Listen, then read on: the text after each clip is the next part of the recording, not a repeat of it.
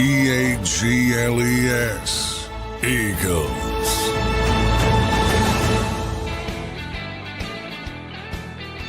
Welcome in, everybody, to a Wednesday edition of Birds 365 here on JAKIB Sports. I'm your host, Zander Krause. That's my co-host, Johnny Mac, John McMullen, inching closer to week number 2 in the NFL. Eagles will take on the Chiefs at 4:25 on Sunday afternoon.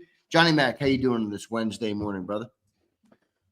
Game week 2. Yeah, this is when it all starts. Wednesday, you got Nick Sirianni, you got practice, you got open locker rooms. So it's on to the Kansas City Chiefs Super Bowl rematch, in case you haven't heard. Yep, no doubt, John. And the news we got yesterday was obviously Jalen Carter escapes his suspension, a further suspension. They gave him a time served, 1 game, a big old fine, John. I joked that might be the most expensive loogie in the history of all time. What do you make of the Jalen Carter news that came down yesterday? He will be available to go for Sunday. Yeah, that kind of shook out the way expected after the news didn't come Monday. If he's going to get suspended, it was probably going to be on Monday. And then when that didn't happen, the speculation was that he would be considered a time served suspension plus fined the game to a game check, because that he got paid for week 1. So that part of it makes sense. We'll see if the Eagles do anything else. The most interesting part to me, though, was I believe Tom Pelissero had it first, is that the Eagles agreed when this kind of stuff happens and you get suspended, you can reserve the right to go after some bonus money. And it's happened in the past with Jordan Addison. We've gotten a much stickier situation, but and they went and got his bonus money back. Not that if he comes back from his suspension and he plays, he's going to get the money, but it's no longer guaranteed, fully guaranteed. And the Eagles agreed with Drew Rosenhaus not to pursue that. Which is interesting to me only because, why would you you don't have to go after it. You just reserve the right to go after it if something else happens. And they took that off the table. So that part was interesting to me, probably nobody else, but from a business perspective, because there's this mentality that Jaylen Carter is going to be the highest paid defensive player in football. That's how contracts work. Micah got this. He's going to get this. I don't think that's the case anymore. From Jaylen Carter's perspective, that's the biggest part of this. I don't even think that's not even in the equation anymore. He's not going to leave Micah Parsons. And I think people were putting the cart before the horse anyway there, because he would have had to have an all-pro season, which maybe he will have, maybe he would have, but he's got to do it first. But this, he's going to get paid well, don't get me wrong, very well. But this is going to save the Eagles some bucks down the road, which in just a business sense, which again, people don't care about, may help them. Going to be interesting to see how that plays out. John, in terms of that clause in the contract, is that pretty generic in all contracts, or is that specific to players like Carter, who was drafted and did have some obviously things that happened in his past when he was drafted? So maybe you throw a clause in there, to prevent further behavior or to give yourself an out based on further behavior, or is that more of a generic NFL football contract clause? I would think no, there's not one boilerplate NFL contract. If that were the case, that there would be no need for agents. No, I just meant like that specific clause, though. Is that in everything, or? No, obviously, if you have issues, it becomes a bigger deal. So it probably is. And again, I can't. It's only speculation. It's probably more defined, more clearly defined. But as you see with Addison, who's the most recent, I don't know if he had problems. I'm not aware of them coming out of college. And he had it in his contract. So it's not rare. But you saw Shamar Stewart holding out in this, and you go, why is he holding out? Well, it was for one specific clause in the contract that had nothing to do with that. It had to do with other things and also sort of timing of bonus money and that kind of stuff. But so there are things, there's no boilerplate. And certainly, because of the issues he had in college, it was probably more structured, more paid attention to, more detail to it. I would guess, but that's just a guess. Without seeing, but no, it's not the same for everybody. Good stuff there for Jalen Carter, but he is back, John. How much does that mean for the Eagles team out there on Sunday? Obviously, they had to play week 1 without Jalen Carter. Vic talked about that yesterday and how much of a challenge that was, especially when you lose them right before you're about to start. Not much time to prep, John, for losing a player that good. So how much of an addition is Jalen Carter going to be for the defense this weekend? Well, huge. I mean, he's the most talented defensive player on the team. I'm no longer calling him the best because that's Zack Baun until he proves otherwise. But I have to be very disciplined to say that. But he's the most talented Eagles defensive player, obviously one of their best players. So, yeah, anytime you get him back on the field, it's positive. It also, Jordan Davis did a tremendous job. But you don't want him playing that level of snaps every week. And I think it showed up, but Jordan played one of his best games. Moro Ojomo, I think it hurt more because I think he's probably better suited to be in that 30-35 rep range to take advantage of the speed, the athleticism. And once you get up to the 50s, he's probably wearing down a little bit, especially against guys like Tyler Smith, who are huge, powerful people. So I think it hurt him more, but long term, obviously you can't have Jordan Davis playing that much. And then the Eagles roster churn after acquiring Tank Bigsby, which was a surprise. Gabe Hall is the player they waived, which made no sense to me. Yeah, why him over Obo? They got 7 edge rushers now. Remember, they added Za'Darius Smith since week 1. They added Za'Darius Smith and elevated Patrick Johnson.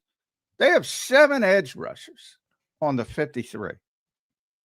And they played 4 by just choice. It wasn't like a Carter situation. What do you need those guys on the roster for? Meanwhile, Gabe Hall played. He was active, even if Carter, he didn't play a lot, but he was active, even if Carter wasn't suspended. He was going to play. Yeah, that was a strange one to me. Plus he's got to go through waivers, so you might lose him. Whereas if you cut, you're not going to cut Uche, but if you cut Ojulari,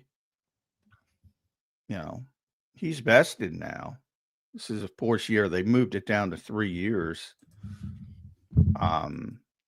So yeah, you can make the wink deal. And my argument would be, why would you even want, or Obo? Obo's not, either one. They weren't even active.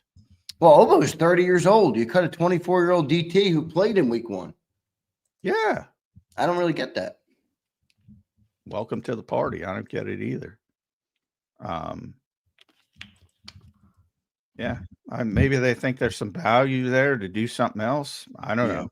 I don't know. We'll find out what they end up doing. I mean, Howie's making a lot of moves in the roster, John. Clearly not too happy with how the roster looked at the start of the season, so he continues to shake and bake. What'd you make of Vic Fangio's comments yesterday, John? He made some comments on everybody.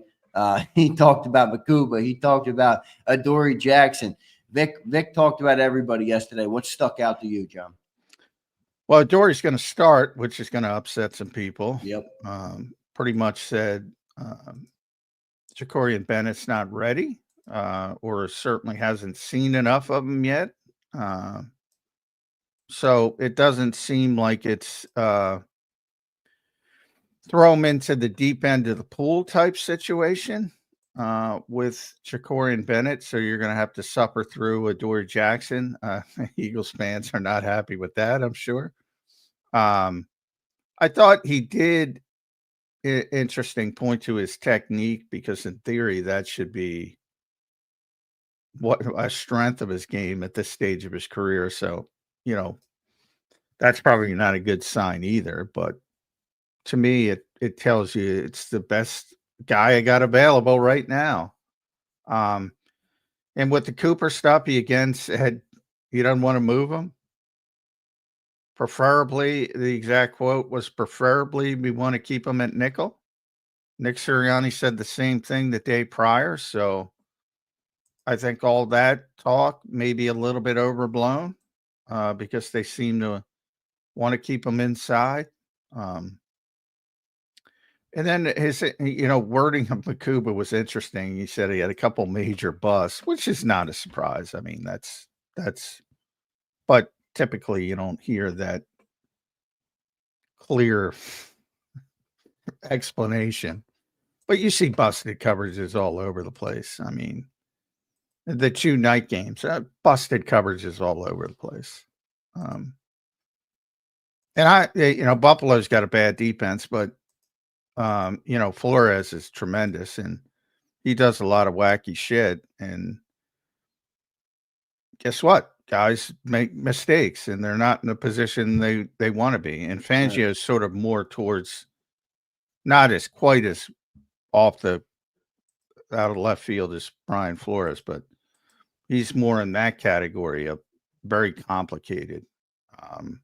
So you're going to see some busted coverages. That's just the nature of it. Yeah, no doubt. I mean, he's a rookie player. I don't think that's crazy too. I think about John. Anything else from Vic that stuck out to you? And in his comments yesterday, I know he made comments on Jordan Davis playing a bigger role and kind of said, I don't think he would have been able to do that last year. Which I don't know, is that a good or a bad comment? I don't really know what to make of that comment. Anything else? It's just a conditioning comment. He wouldn't have been. Yeah, but able I mean, to you got to think that that's not a glowing comment for Jordan Davis. No. Yeah. Conditioning standpoint, no, but everybody already knew that. And he has gotten in better cosmetic shape. The positive is he proved it's not just cosmetic. He's out there playing at a high level, major snaps. So that's to me, Jordan Davis is one of the biggest positives of week 1, maybe the biggest positive for the way he played in that situation with that many snaps.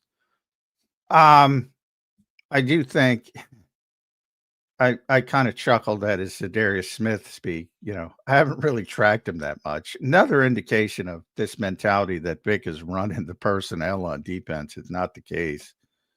How he makes those decisions, then it's up to Vic how to use them. But I do think he'll be very happy with Za'Darius Smith when he gets to see the skill set. Because, way more advanced than what the Eagles have at edge rusher right now. Yeah, no doubt about it. Vic also made a comment on Jalen Carter, talked about the leadership, John. To be considered a leader, actions speak louder than words, and he has to speak with his actions. I thought that was a good comment from Vic Fangio, but it does seem like that's going to be more handled by Nick and Howie than it will be by Vic with Jalen Carter. Yeah. It's up to the organization, whether they do anything further. Obviously, they're not going to talk about it. Nick has been very clear about that. I don't think Jalen will make the mistake to talk about it. So, the only thing that we'll be able to see is if they bench him for a series or bench him for a quarter, which, I don't get. I wouldn't bother with that. I said it, to me, it's very collegey. I don't think it accomplishes much. But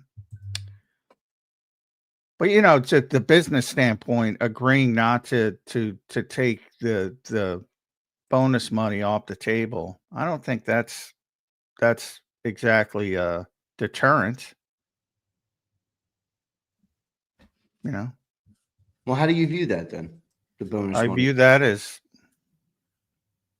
talent gets a longer leash. That's how I view that. Yeah, but you also said it could impact or you do think that the future contract's not going to be what we thought it was. Well, that's because of the assumptions. Right. He's going to get paid a shitload of money. He's just not going to get paid Micah Parsons money. So that from that standpoint, it's how much money do you need at that point? Just the ability to say, I'm the highest paid defensive player in the history of football for 3 weeks or whatever it ends up being. So that's all I'm talking about. And it might save the Eagles a couple bucks, which might help a little bit. But I'm saying if you're trying to deter the player from doing similar things, there's not a lot of deterrent there, but we'll see how it shakes out. Yep, we will see how it shakes out. That's the update. John, before we get to Mike Gill real quick, any other comments on Kevin Patullo, who spoke yesterday? Michael Clay spoke as well. So not sure if you got some clarity from him on Tank Bigsby. I didn't get to hear all of Michael Clay. I did hear Kevin Patullo. Any other takeaways from the coordinators who spoke yesterday, John, outside of Vic? Yeah, it was a big day for Michael because Nick talked so much about him, talked so glowingly about him, and they had a really good game, special teams wise. Kevontae Turpin, arguably the best returner in football. They pinned him in for the most part. Braden Mann was phenomenal. Jake Elliott was phenomenal. Really good day for the special teams, with the exception of losing Ben VanSumeren on the opening kickoff. But really good day for the special teams. With Kevin, I mean, you got to ask him the AJ question. And Devontae, I think it gets framed as the AJ question. Devontae didn't get the ball either. Yeah, what do you have, 3 targets for 16 yards or something? Yeah, exactly. So, and I do think people don't understand. Like every single game plan the Eagles had. I used to say this about Jonathan Gannon, who didn't blitz a lot, and Vic doesn't blitz a lot because they play the same scheme. But right. People didn't like that at the time, and they're like, they're always in the game plan. Sometimes you don't pull it out. In the case of offensively, every game plan, AJ's the number 1 target, Devontae's number 2, Dallas is number 3. For whatever reason, they don't get to it in certain games. You got to give the other team credit. But I did ask him about manufacturing touches because, there's the mentality of some coaches. Well, if you can't get somebody involved in the normal course of the offense to manufacture a touch.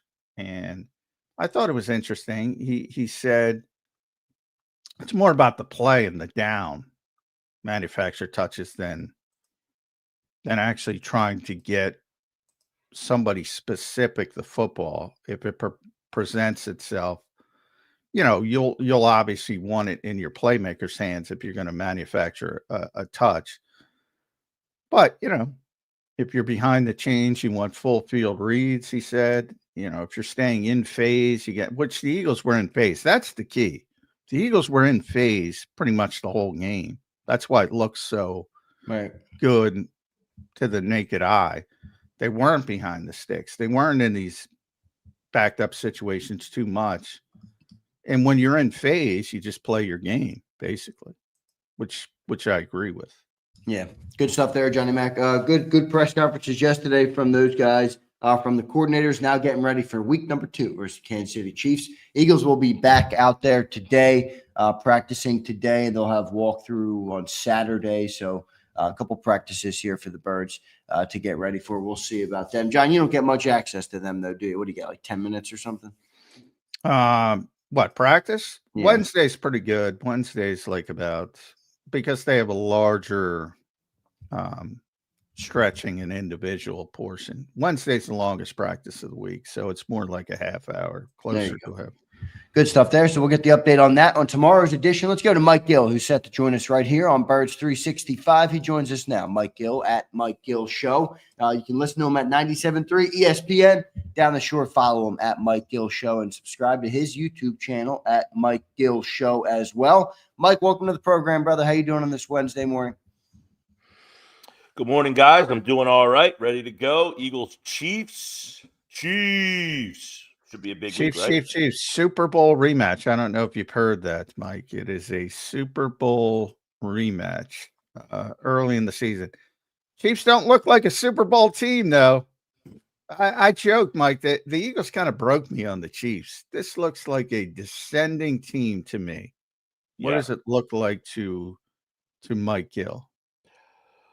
Well, before the season, I do my who's in, who's out, which I pick all the division winners and the wild cards, and I have the Chargers in preseason winning that division. Yeah, that's who I picked. Friday night didn't really change my mind on that.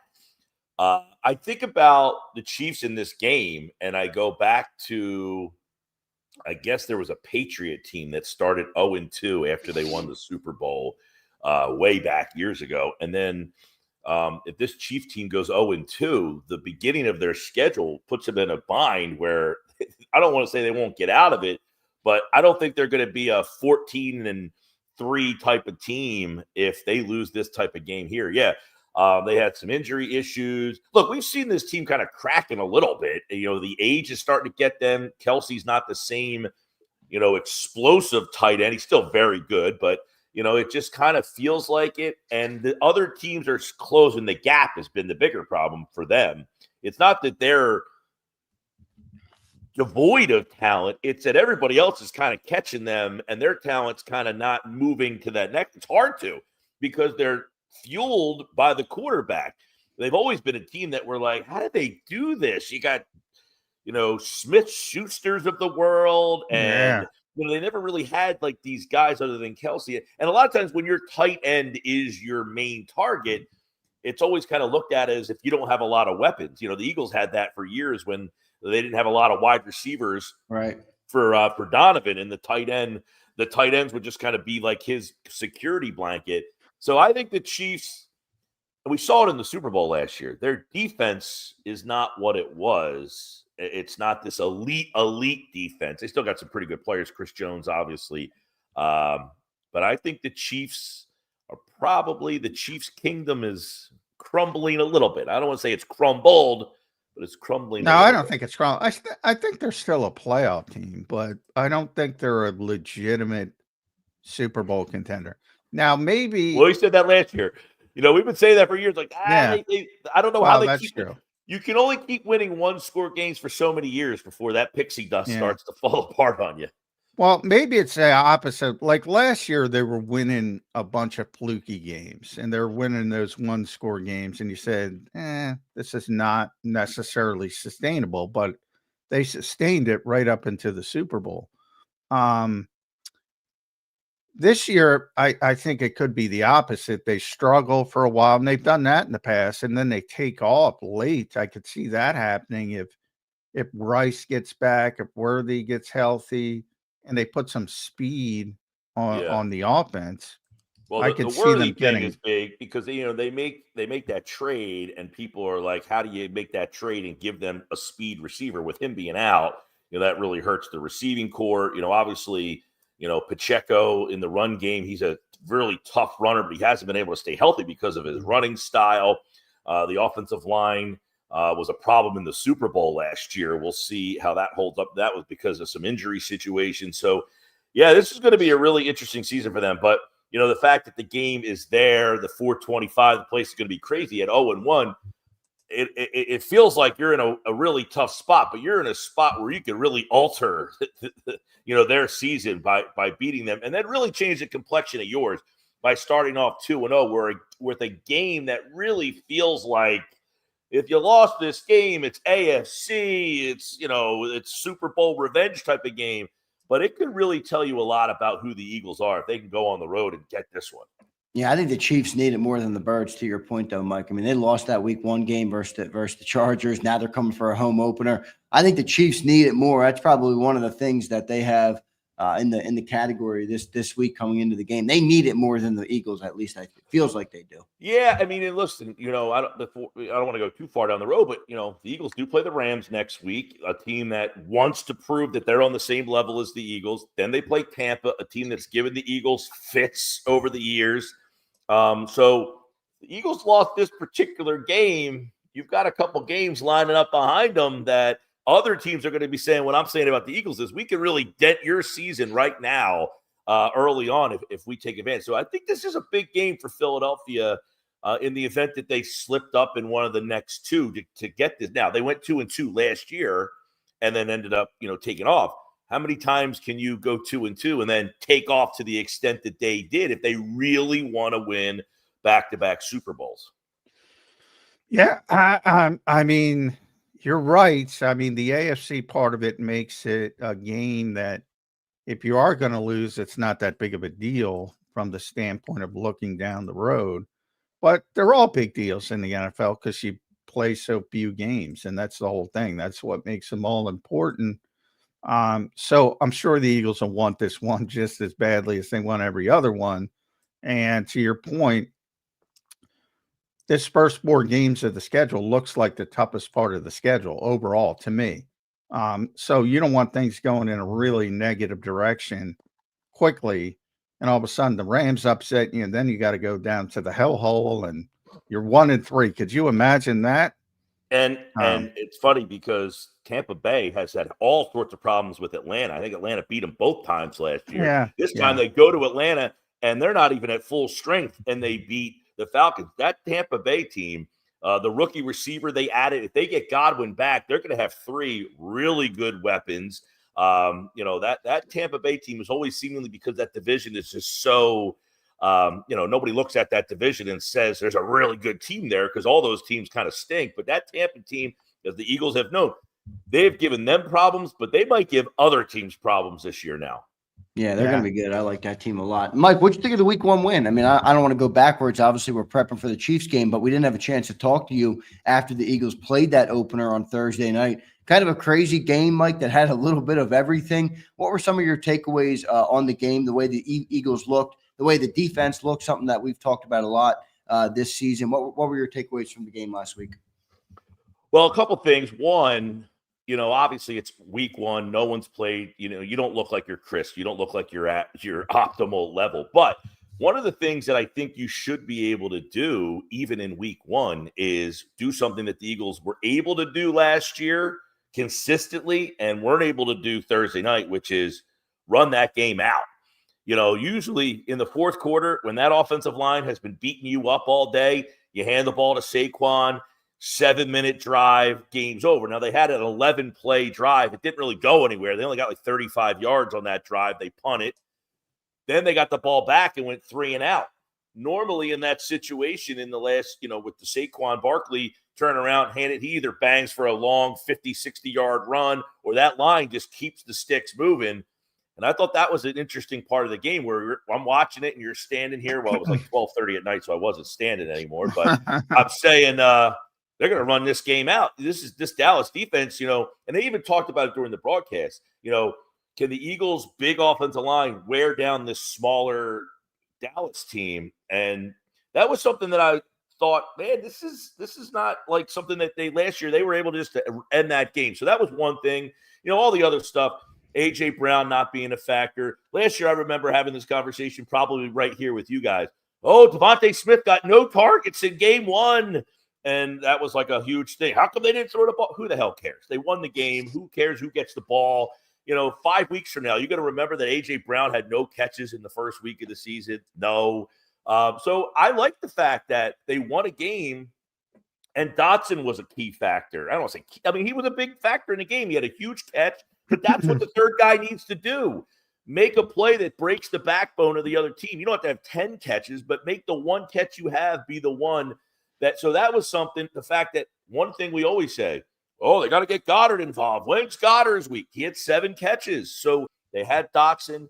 The other 2 will come, but can they run that game out? They were able to do it last year. They didn't. And of course, the defense, you had all sorts of – you can't read. That's like trying to evaluate a Sixer game with no Joel Embiid. Like, you don't have Jalen Carter. It's just not a real game, man. What am I supposed to take from that game?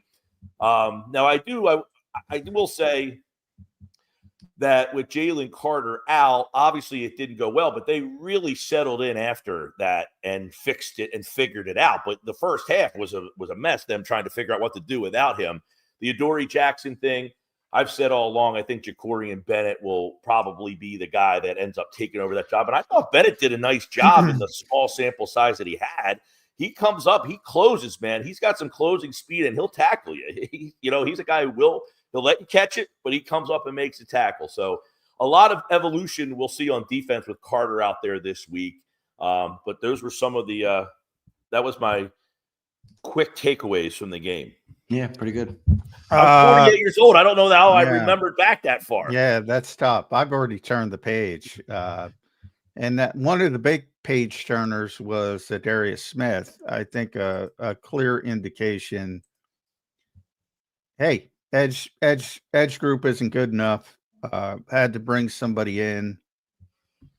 How much do you think Za'Darius Smith can help this team, Mike Gill? At age 33, he's just turned 33 this week. Yeah, that's an interesting. We were talking about this yesterday because they went out and got they made the trade 2 years ago. The guy from the Bears, what the heck was his name?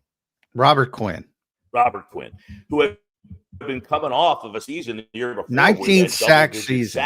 19. Not double digit. 19. There you go. Well, it is double digits. 19. That's a big number. I told you, I'm 48. I can't remember back that far, but I knew they got a guy for the Bears who had a lot of sacks. Robert Quinn, 19 and a half sacks. Yeah. So people are trying to compare it to that, but Robert Quinn had injury issues. Yeah. The Bears kind of just gave him up because he was hurt. By all accounts, Za'Darius Smith is a healthy man at this point. And last year, 5 sacks in Cleveland, 4 sacks once he got traded to Detroit. I think as a rotational player, he probably is an upgrade over what you had. Now, Uche, I think I saw a stat today. He had the best, win rate of all edge rushers in the league on Sunday. He was good. Not to mention Nolan Smith was on that list as well. So you put Jaylen Carter there, that changes the dynamics for Nolan Smith, Uche, Jalen, everybody. So I got to imagine Za'Darius Smith is licking his chops to be able to get out there and play. Now, can he still play? Does he have anything left in the tank? Vic didn't give us a lot on that yesterday. He was kind of coy about it. Like, I don't really ever seen this guy play before. Sure. I think he's seen him. Yeah, Vic's full of shit. He's been around. I was going to say, for a guy who generally talks with truth serum, I don't know this guy. Well, from the standpoint, remember, he's a defensive guy. He's not looking at the opposite defense. He's looking at the opposite. Yeah. So I guess you can frame it that way. But so that being said, though, I do think he will have an impact and a role on this team much more than we saw a guy like Robert Quinn have a couple of years ago. Yeah, well, better be better than that. Robert was a good dude, but yeah, he had nothing left. That's your concern. Anytime you bring in a guy who's older, it happens quickly. Yeah. One day. Well, do you like the fact that he didn't go to a training camp and didn't have to do that? And he's like, he kind of did it on his own terms, or would you have rather seen him already kind of lathered up to get ready to play? Because I would imagine he's going to, the Eagles did this a couple of years ago, but that wasn't until Thanksgiving when they brought in Sue and Linval. Yeah. No, I like it. And I think, by the way, I think Howie Roseman's churn in August as well, which has continued now we'll talk about Tank Bigsby here in a second, has continued into September, gives you a clear indication what the offseason means. I mean, ultimately, the offseason, when they go to 18 games, is going away. I firmly believe that. We're not going to have OTAs. We're not going to have minicamp. It's going to be you're done, and then you come in for training camp like 2 weeks earlier, maybe. Because that's all the NFL players win is quality of life issues. And it's not going to matter a whit. And it might matter a little bit with younger players, but for veteran players like Za'Darius Smith, I don't want him wasting any miles on the tread doing nonsense. Right. I think it helps. You see this becoming more of a trend with these older guys in the NFL. They don't want to go to training camp, and they want to pick and choose where they want to play. I don't want to go play in Cleveland. That team's not, I'm not going to waste my time and my health playing in Cleveland at this stage of my career. I'll wait until there's a team that needs my services. So we're seeing this happen a lot more. And the fact that the Eagles have done this before and it's worked out for them. I mean, when they brought Joseph and Sue in, those two guys were a big help for that team. No doubt. Mike, what do you think of that cornerback 2 spot, man? A lot of Eagles fans are not happy with Adoree Jackson, and Vic Fangio said again he will be the starter at cornerback 2. How much of a problem is it in your eyes, and what do you make of it? What's that? Yeah, he said right now. I mean, that could be like as I'm having Right now, yeah. He said right now, like as I'm having this conversation. But that doesn't mean on Sunday that could change. That's what I took That's from true. it. And John, I know you asked the question about Adoree' and said, hey, he had a tough go of it, but I think initially I said all along I think Bennett will be the guy, and I thought he played well again on Thursday, but it seems like they kind of just want to get Bennett to catch up to everybody. Like there must be something that he is not 100%, ready for yet. Because to me, just watching those two guys play, you were there, John. I think you could see the difference in Bennett's closing speed against Jackson's. Just he gave up 3 catches on 3 targets. Bennett did, but only for 20 yards. I mean, so he came up and made tackles where Jackson is getting beat in the, and then he's got to chase and tackle. So he's giving up yards after the catch as well. If you're going to get beat over there, fine. You got to make the tackle right away. You can't give up these yards after the catch. And I think Jackson on borrowed time. But is Bennett the overall answer, or are they still searching? They've made 6 trades since August, I think. So could another one come, or come off? Well, similar to they looked at Mike Hilton the other day. Now, I thought the big thing yesterday from Vic's press conference was they prefer Cooper at nickel. So that kind of was like, we are not moving him to the outside, as many people hinted at when they brought Mike Hilton in for a visit, who is a slot corner. Yeah, a lot of people made that connection, me included. I said, if they're bringing him in, he's not playing outside. He's 5'8", 5'8 3/4. He's not playing outside. So could be an indication, but Vic shut that down. Nick shut it down a day earlier, by the way, as well. So doesn't look like that's in the cards. My only concern with Bennett, I think ultimately he's going to be the starter like you, Mike, but he hasn't wowed Vic to the point where he's getting to that. He's willing to wait. And, part of it might be, look, Dallas has really good receivers, even though CD Lamb started dropping the football. Those guys, him and Pickens, and even if you want to go down to Turpin and Tolbert, they have speed, they have big playability, they can get open. This week can kind of get by with anybody. If Worthy doesn't play, Rice is suspended. You're talking about Hollywood Brown, Juju, you brought up, and Tyquan Thornton. I mean, this is a chance for everybody to look good in the secondary. Yeah. And make people feel a little bit better. This is a week where you could do your job and still look bad because of how Mahomes compromises. And if he's running all over the place and the receivers are running all over the place and you just end up throwing a ball in Jackson's direction, he may have had coverage. Yes. Forcing Mahomes to run around. You have to worry about the off-schedule stuff. Yeah, that's true. Exactly. And we know Mahomes is one of the best at that in the league. Now, I would just say this. Adoree' Jackson is a fine veteran. He's a first-round pick. He's got plenty of talent. He played with the Giants the last couple seasons, and the Giants defense has been good, not great. It's going to be really good this year. But, I don't think he was a guy that on that team stood off the page at you. And now you're bringing him into a Super Bowl hopeful team, and you're saying, hey, we're going to a guy who played on a really bad team the last couple of years. Can you come over here and be a part of a Super Bowl level defense? That to me is where I'm like, I don't know where if Adoree' Jackson is the right fit for this team. Now you might say, what's up with Ja'Cory and Bennett? Bennett's got a lot less of a resume of who he is and where he's played and some of the defenses that he has been a part of. And what we do know about Bennett is so far that he obviously can tackle. That's one thing I think this defense, you have to have 2 years ago when they really, really, really struggled when they went 10-1. They couldn't tackle anybody in that secondary at all. And you give up those catches, you got to be able – that's what this league is about. Getting the ball to guys in open space, hope a man miss. If you can tackle, that's a big factor. Yeah, it is. And not busting coverages, that's a big factor, especially in this defense. So when you hear Vic, his description of Drew Makuba was interesting. He did okay. He had a couple major busts that hurt us and could have hurt us even more. So looking for him to improve.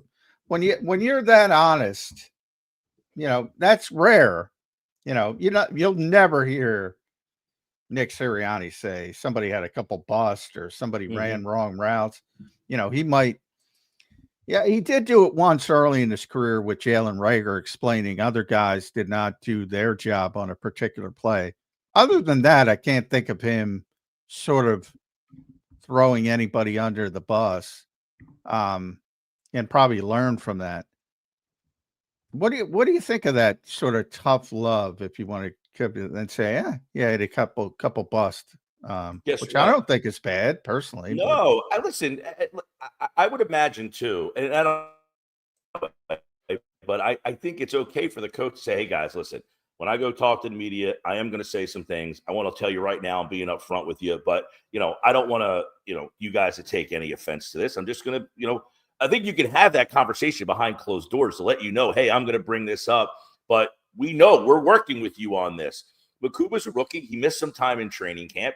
I think ultimately the fact that he was out on the field shows you what they think of him, right? Because last year, Cooper missed all that time. He didn't play till the 4th week of the season. Now, I know Vic explained that they were different situations in terms of the injuries, but that's definitely a spot that it didn't factor into the game big time on, because as you just said, the big plays, if you try to go down the field on the Eagles and the safety, lack of communication or something in the coverage down there ends up faltering for them, that'll be the next spot of, because Dory Jackson just had such a standoutish night in terms of the targets at him. He got all the attention. But if next week it turns into the safety position, that'll be the next position where you're going to hear. So for the first week, I think it's okay to give them tough love to say, hey, listen, you didn't hurt us this week, but you got to be better still, even though we won the game. Look what happened in Miami. They're complaining about a complete disaster. These teams need this kind of tough coaching and tough love on them. Yeah, I would say, by the way, Mike McDaniel, dead man walking. He has lost that team, man. He has lost that team. But what you're right about, it shows that what he's do you out do there when you're this early into a season? I don't know what you do. Yeah. With Makuba, though, I want to circle back to that, because you mentioned, I think you're right. The fact that he's on the field indicates that the Eagles have a lot of confidence in him. So when you see that, and they're throwing him into the deep end of the pool, so to speak, even though he missed some time, what does that say about Bennett? They're not willing to throw him into the deep end of the pool. Is that just by circumstance a knock on him, that they're saying, he's not ready yet? That's a fair question. I would say because they have a veteran player in that spot where they don't really have that. Now you could say they have Marcus Epps, but he was gone, came back. He didn't play under Vic. But I think the fact that they do have a Dory Jackson, you have that veteran security blanket that you feel like, okay, we know he can get us through a couple of weeks, but you also don't have to be tied to him long term because he's a veteran. So hey, can he get us through? Like, Avonte Maddox, just get us through 4 weeks. Yeah, that's right? the combo I made. Avonte, he's this year's Avonte. Right, just get us through 4 weeks so we can get this guy up to speed. Don't cost us a game. Now, some people say, you almost cost us a game. Yeah, he almost did. CeeDee Lamb makes a couple catches. We're having a lot different discussion today. Yeah. Oh, yeah. A lot of bad drops by CD, man. Oof. But that's week 1. CD had 110, and I think he had probably easily 90 yards of drops. I mean, he would have had a 200 burger in that game. What's funny? In the Monday night game, Minnesota and Chicago, it's 17-6 Bears. They look like they're, on their way to possibly winning this game. And they're talking about how different those two teams approach the preseason. That one team played the quarterback in the preseason, the Bears, and the other team did not. He only got like 12 snaps. And you're like, look at this. And then boom, the one guy crashes and burns down the stretch. And the other guy rises from the ashes and takes his team back. So this whole preseason versus no preseason, we get it all the time. You got the old heads who say, you got to play the preseason. I got to see it thrive. We go back to the Sam Bradford moment and say, who the hell cares what you did on August 12th? That is not translating to anything you do on September the 12th. Because if you play in the second preseason game, you're still not playing for another month before the next game actually happens. So, nobody's playing in the preseason. And even if you really did, the time off between the last preseason or the second, because you're not going to play in the third preseason game. Yeah. So you would be playing in the second preseason game. The time off from the second preseason game to when you actually play is about a month. So the whole, no one's playing in the preseason, I don't think if they did play the preseason, that's fixing any of the problems that we're seeing here. Going to be interesting to see how it all shakes out, Mike Gill, with the game coming up this weekend. The Chiefs, we just talked about them a little bit. I don't think they're the same football team. What do the Eagles have to do to be successful in this game, in your opinion? Obviously, they got Mahomes and not much else. They got Chris Jones, and they got a couple other players on defense. But Duffy's pretty good over there. Yeah, they got a couple guys over there. What do you think the Eagles have to do to be successful this weekend versus the Chiefs? Well, obviously, you had Saquon. I think he had about 60-some yards in the game. You'd like to see I don't want to say he has to get 150 yards every game. It's can they use him in the way that they are able to get a lead and then utilize him to sustain that lead. It was something that they couldn't really do in the game against Dallas, and that allowed Dallas to take a shot. And I would imagine if the game is that close in the fourth quarter and Mahomes has the ball, you're going to feel not very good about that situation. I mean, Dak Prescott had a chance to win that game with CeeDee Lamb. He made the throw. CeeDee didn't make the catch. Now, I can't say that the receivers in Kansas City are better, but Patrick Mahomes is going to put them in position to make plays if the game is that close. So can they establish the run the way that they were able to last year against this particular team and then make Kansas City play from behind? Because one thing they don't have is they don't have this big play offense. Even last year when they were a solid, really good team, it wasn't a big play offense. They're not a big go down the field. Everything they do is kind of nickel and dime their way up the field with Mahomes kind of just being precise and improvising. So can you keep the game in your favor, get a lead, and then run that game out? Something they could do against Dallas the other night. And then, of course, the secondary is going to have their hands full covering for as long as you have to with Patrick Mahomes. But last year, one of the big things in that Super Bowl was they got pressure on him all day long. Can you get that same pressure without Milton Williams and Josh Sweat? They're not here. They got a lot of pressure in that game the other night. Now, Jalen Carter being back, that'll obviously add to turn the pressure up a little bit. But this is going to be a fun one to see.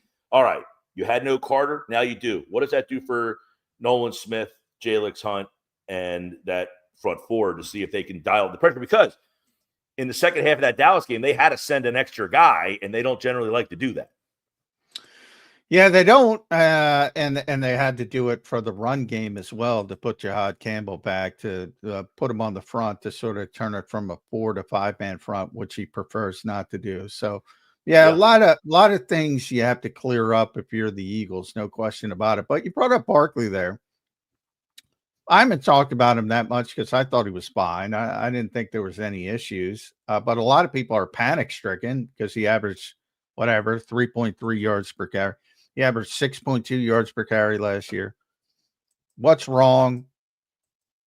They threw it only one time, 10 yards down the field, and that was the big shot to Jahan Dotson, which worked out well. Kevin Patullo, what's going on? Are you a lot of people are worried about Kevin Patullo because they don't, they're loading the box against Saquon. They're running into heavy boxes. They're not throwing the football down the field. I thought it was pretty good. Am I crazy? No, because it's a chess match, and it's a long chess match. It's a 17-week chess match. Is he setting more things up? Hey, I don't want to do this week. I don't want to show this week. I don't want to have to go to this stuff this week. Plus, I don't know. What do we think about AJ? Was he 100%? Was he just kind of decoying out there? Was he a guy that they just didn't really have in the game plan? I can't imagine that unless he was something compromised. I mean, he did not look like he was himself the other night. And by the way, I thought his answers after the game were not very AJ-ish, right? Where like, I got to get the ball. We got to do a better job. No, that's the way we won this. I mean, he was very melancholy about his role, seemingly anyway. You were in there, John. Maybe he's yelling and screaming in the locker room. No, well, he's not a yeller and screamer. Even when he does say like passing, it's very tempered. It's not, Well, that's my point is that, so what you want to see each week is, can you peel another layer? Is there another layer to the offense? And I saw it for the first week. We saw a layer that we didn't get a lot of last year. Dotson, 3 catches, 59 yards. You would take that all the time. People last year, Dotson, you made this trade. This is great. Well, he did nothing. He did something. That's what you wanted from him. You wanted him to be that guy, 20 yards a catch from your third guy. That's the backbreaker. That's the guy where you're like, this guy's the one that beat us. That's what you want to see. 7 catches to your tight end. Now, week 2, peel the onion a little bit more. What else can I add? What other wrinkle? The one thing that I had kept asking in the preseason with Kevin Matula is his background as a pass game coordinator. So is this passing game going to have more layers to it and more, wrinkles? And we saw it in the first week with 2 guys that we didn't see as much of last year as we saw this week. I would imagine, just a hunch, he has plenty of roles for AJ and Devontae planned. Yeah, I bet they get the ball more. not that that's going out on the limb, but it tends to go that way. And, yeah, as you pointed out, that week 1 game in Detroit, that was 2022. Devontae didn't have a catch in that game. The next week he had like 6 for 170 and 2 touchdowns. So It tends to go that way. And will most likely happen again. At Mike Gill Show, make sure you follow Mike on the X platform and subscribe to his YouTube page. Same name, at Mike Gill Show. Listen to him. 97.3 down the shore. If you're local, 97.5 up in the Philadelphia area on the weekends. Mike, I'll leave you with the Tank Bigsby thing. From what, the Eagles are playing up his kick return ability. Kick returns are really important, man. This new rule, moving the touchback from the 30 to 35, over 70% of kickoffs were returns. Crazy spike. You saw it in a number of games where it had impact both ways. If you don't have a kick returner, it's going to hurt you. And if you can't cover kick, it's going to hurt you from a special teams perspective. So getting that type of player, and also lesser, but waiving Gabe Hall. I did not expect that. They got 7 edge rushers on this team, and they only dressed 4 in week 1. What the hell do you need Azeez Ojulari and Obo for? Good point. I wonder if they said, hey, we got through a game without a defensive tackle. If we add him back, we only need the 4 guys, right? We don't really have to. Now, Gabe Hall is a guy that they seemingly like, but maybe that is a sign that they're not 100%, I don't say comfortable with their edge guys still. Maybe they want to give them another chance to see in game mode and say, hey, we like these guys. If these guys don't get the job done, we like these guys and we like to keep them around. But the kickoff return thing, we were wondering on our show last year and even throughout was the preseason here is the 5 extra yards going to be enough to deter people to now give you the ball? Like, where is the line of demarcation where, I don't want to give you the ball at the 35. I'll give it to you at the 30, but not the 35. It seems that that's the line. The 35 was too much yardage. The 30, we're okay with. Take the ball at the 30-yard line. But you think about that. You used to have to go 80 yards to go for a touchdown. And then they moved it to 70 and then, 65. I mean, it is a big difference with these offenses where they only have to go. And really, you only have to go about 30 yards to get points now if you kick it into the end zone. So Bigsby, I think we all look back at the kick return he had against the Eagles. And I think he ran right through Nolan Smith on that kick return there. And I think the Eagles kind of were like, okay, listen, this is a new game. And if Shipley's out, we don't have a guy that we like in that role. Let's go get a guy that is now, the guy from the Bears, I mean, this is years ago. Devin Hester was such a weapon for them. I mean, he was legitimately a weapon where if you were in a fantasy football league, you were drafting the Bears defense in like the 5th round to try to get this guy on your team. Can the Eagles get themselves a weapon that they really haven't had, guys? In the return game, because everyone kicks it, you can't even, name guys who return kicks for this. They were just throwing guys to catch the ball in the end zone. To have another weapon, and then obviously, I don't imagine he has a big role in the offense, but Shipley did play well in his limited time the other day. So It would have been interesting to see what kind of role they had for him.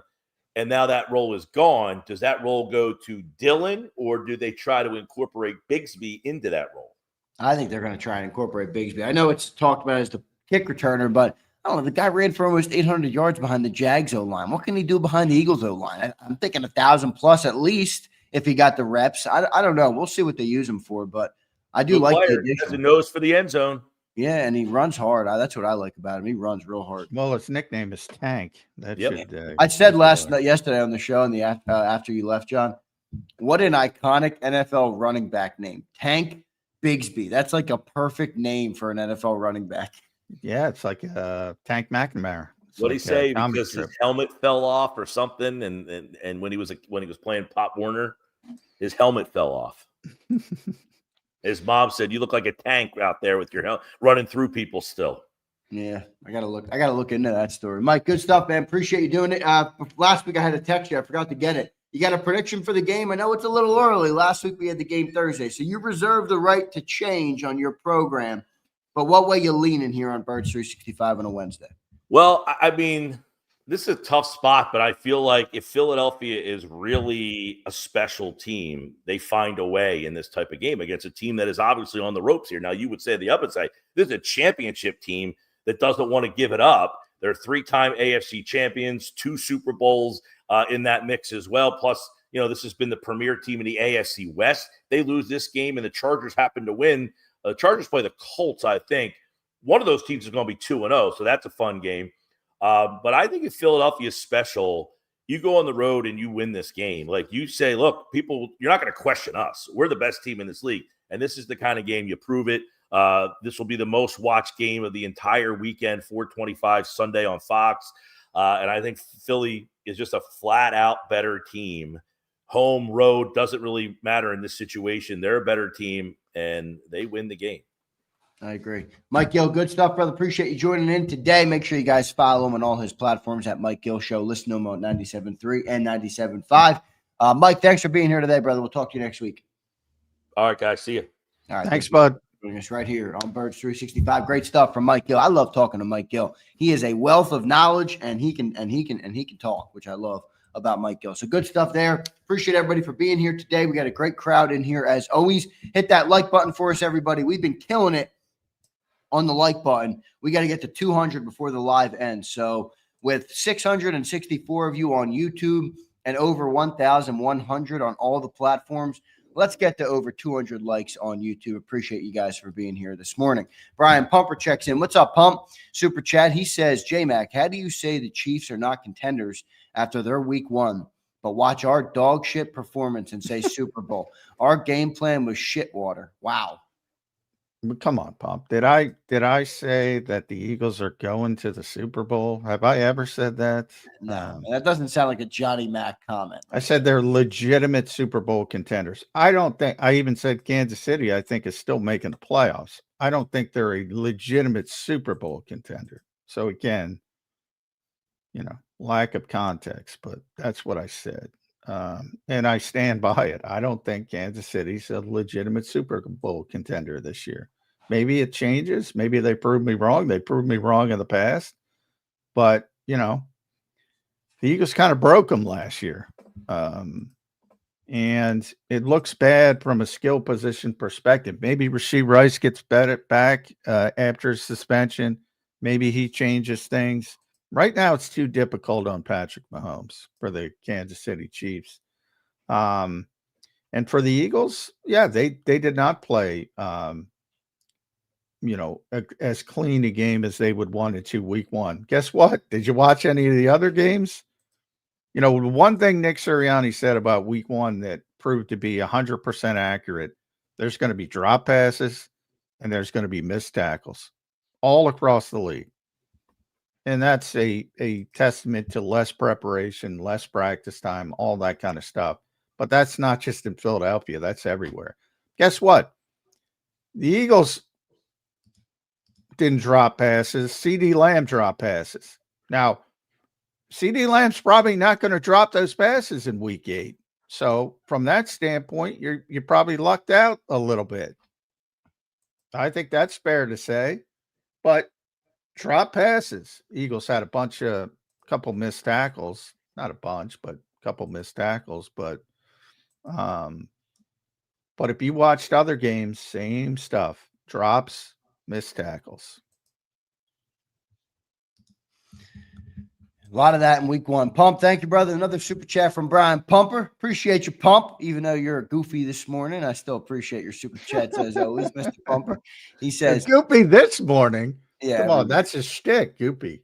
Well, I do love Pumper. He's funny. He says, y'all have to realize there is no chance in hell Patrick allows his team to go 0-2. Jalen got a Glock for Glock to win this game. Chiefs W, unfortunately. Wow. Hey, man. There's 47 other guys, dude. Well, how did Patrick Mahomes look in the Super Bowl? I don't get this quarterback. They're doing him a disservice there. Like, I know he's Patrick. They are. Well, it's hard. It's hard to say they're doing him a disservice overall this year. Yeah, he's up against it. That's what happens.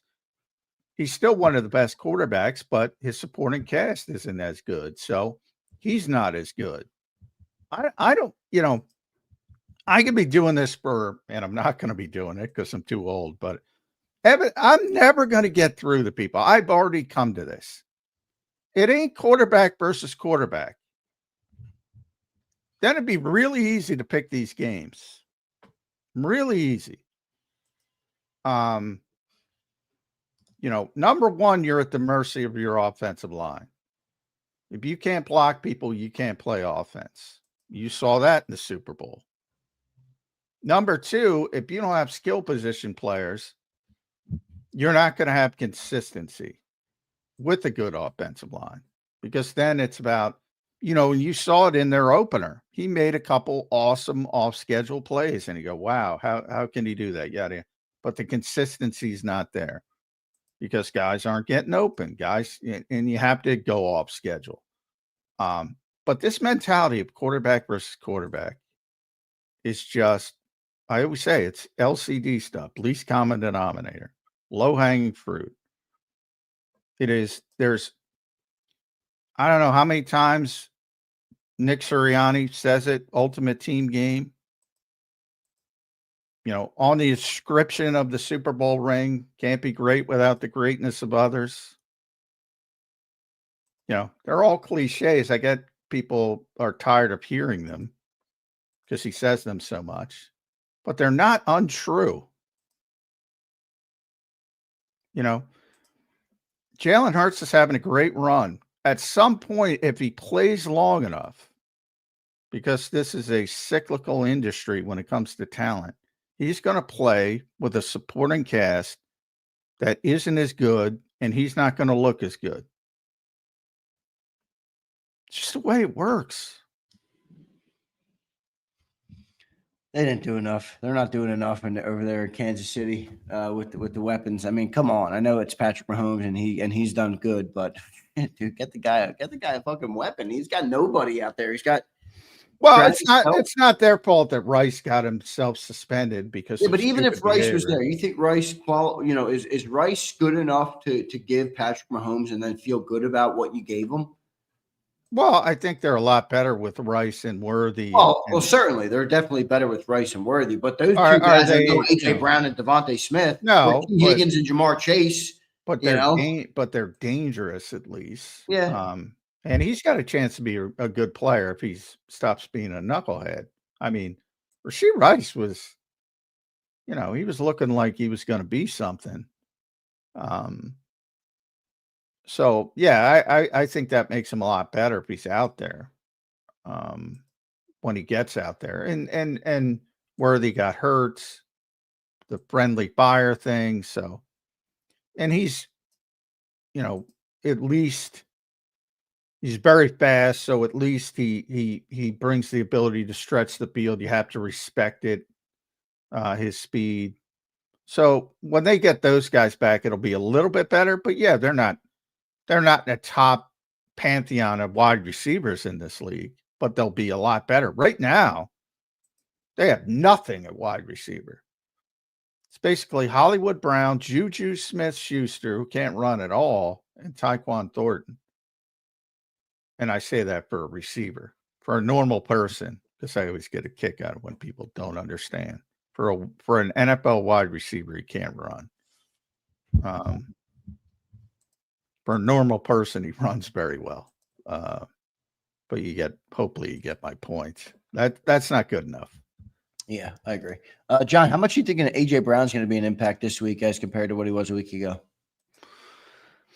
Yeah, I think it's natural that when somebody doesn't get involved, you get them involved the next week.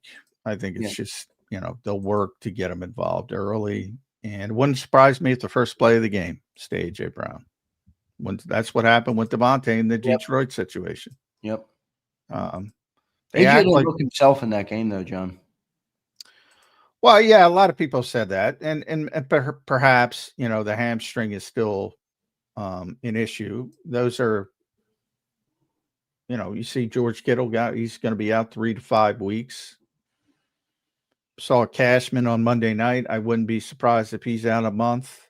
Those are significant issues, especially for guys who need to run. And AJ obviously needs to run, so it's possible.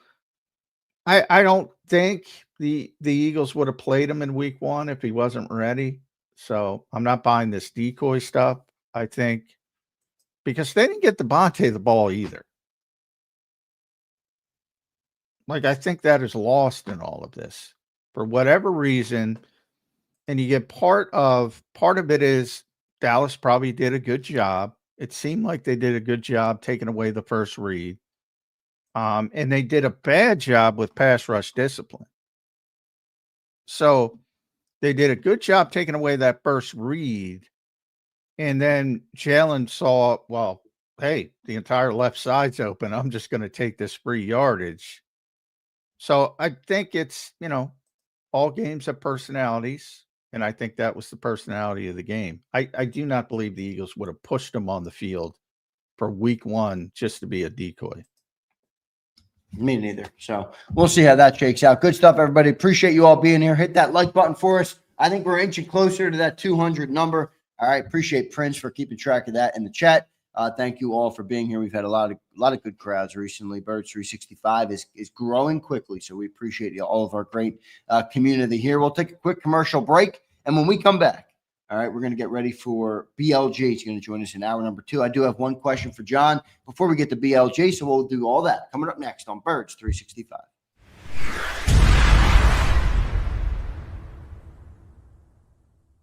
The following is a presentation of JAKIB Sports.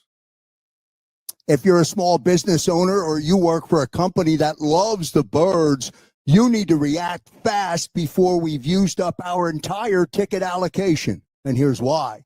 In celebration of JAKIB Media's new partnership with Savvy Seats, JAKIB Media will give you a pair of VIP tickets for any game on the 2025 schedule, home or away. And we'll give your company or your boss a 20-week media sponsorship package across the #1 digital network for Eagles coverage, JAKIB Sports. And that includes all of our game day coverage. Cost for your business or company? About $50 a week. Let's recap everything. 20-week sponsorship package on JAKIB Sports, including commercial spots, live reads, and liners. Inclusion in all of our game day coverage, including the soon-to-be-announced Green Zone. And a pair of tickets to the home opener or any game on the 2025 regular season schedule. Remember, that's home or away. If you're in Kansas City and you want to go to the game against the Chiefs, no problem. If you live in Florida and you want to go to the game in Tampa Bay at the end of September, No problem. Text Krause at 267-261-3428.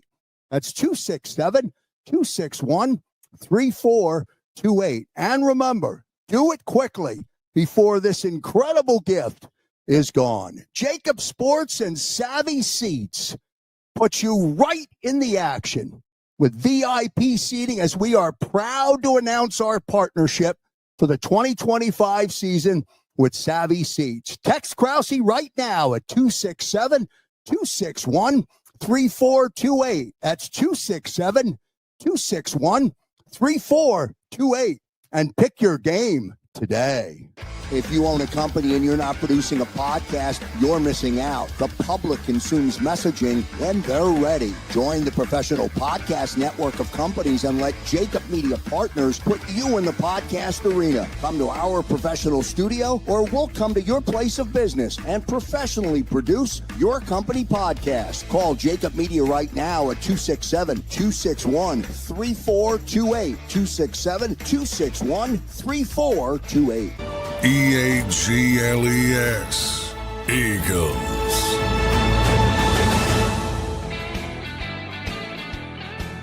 Welcome back in, everybody, to a Wednesday edition of Birds 365 here on JAKIB Sports. I'm your host, Zander Krause. That's my co-host, Johnny Mac, John McMullen.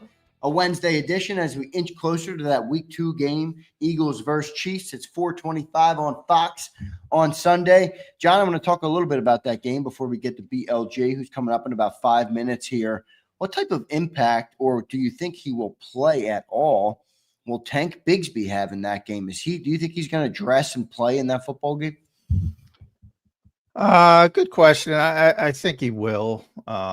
More as a kick returner. I think that's, pretty easy to get out there quickly to do. So we'll see though. It is a very quick turnaround. I don't think he'd be ready to help on offense. Don't expect Will to be there to play. So, I think it'll be Barkley and Dylan on offense, but I do think he can get him out there as a kick returner.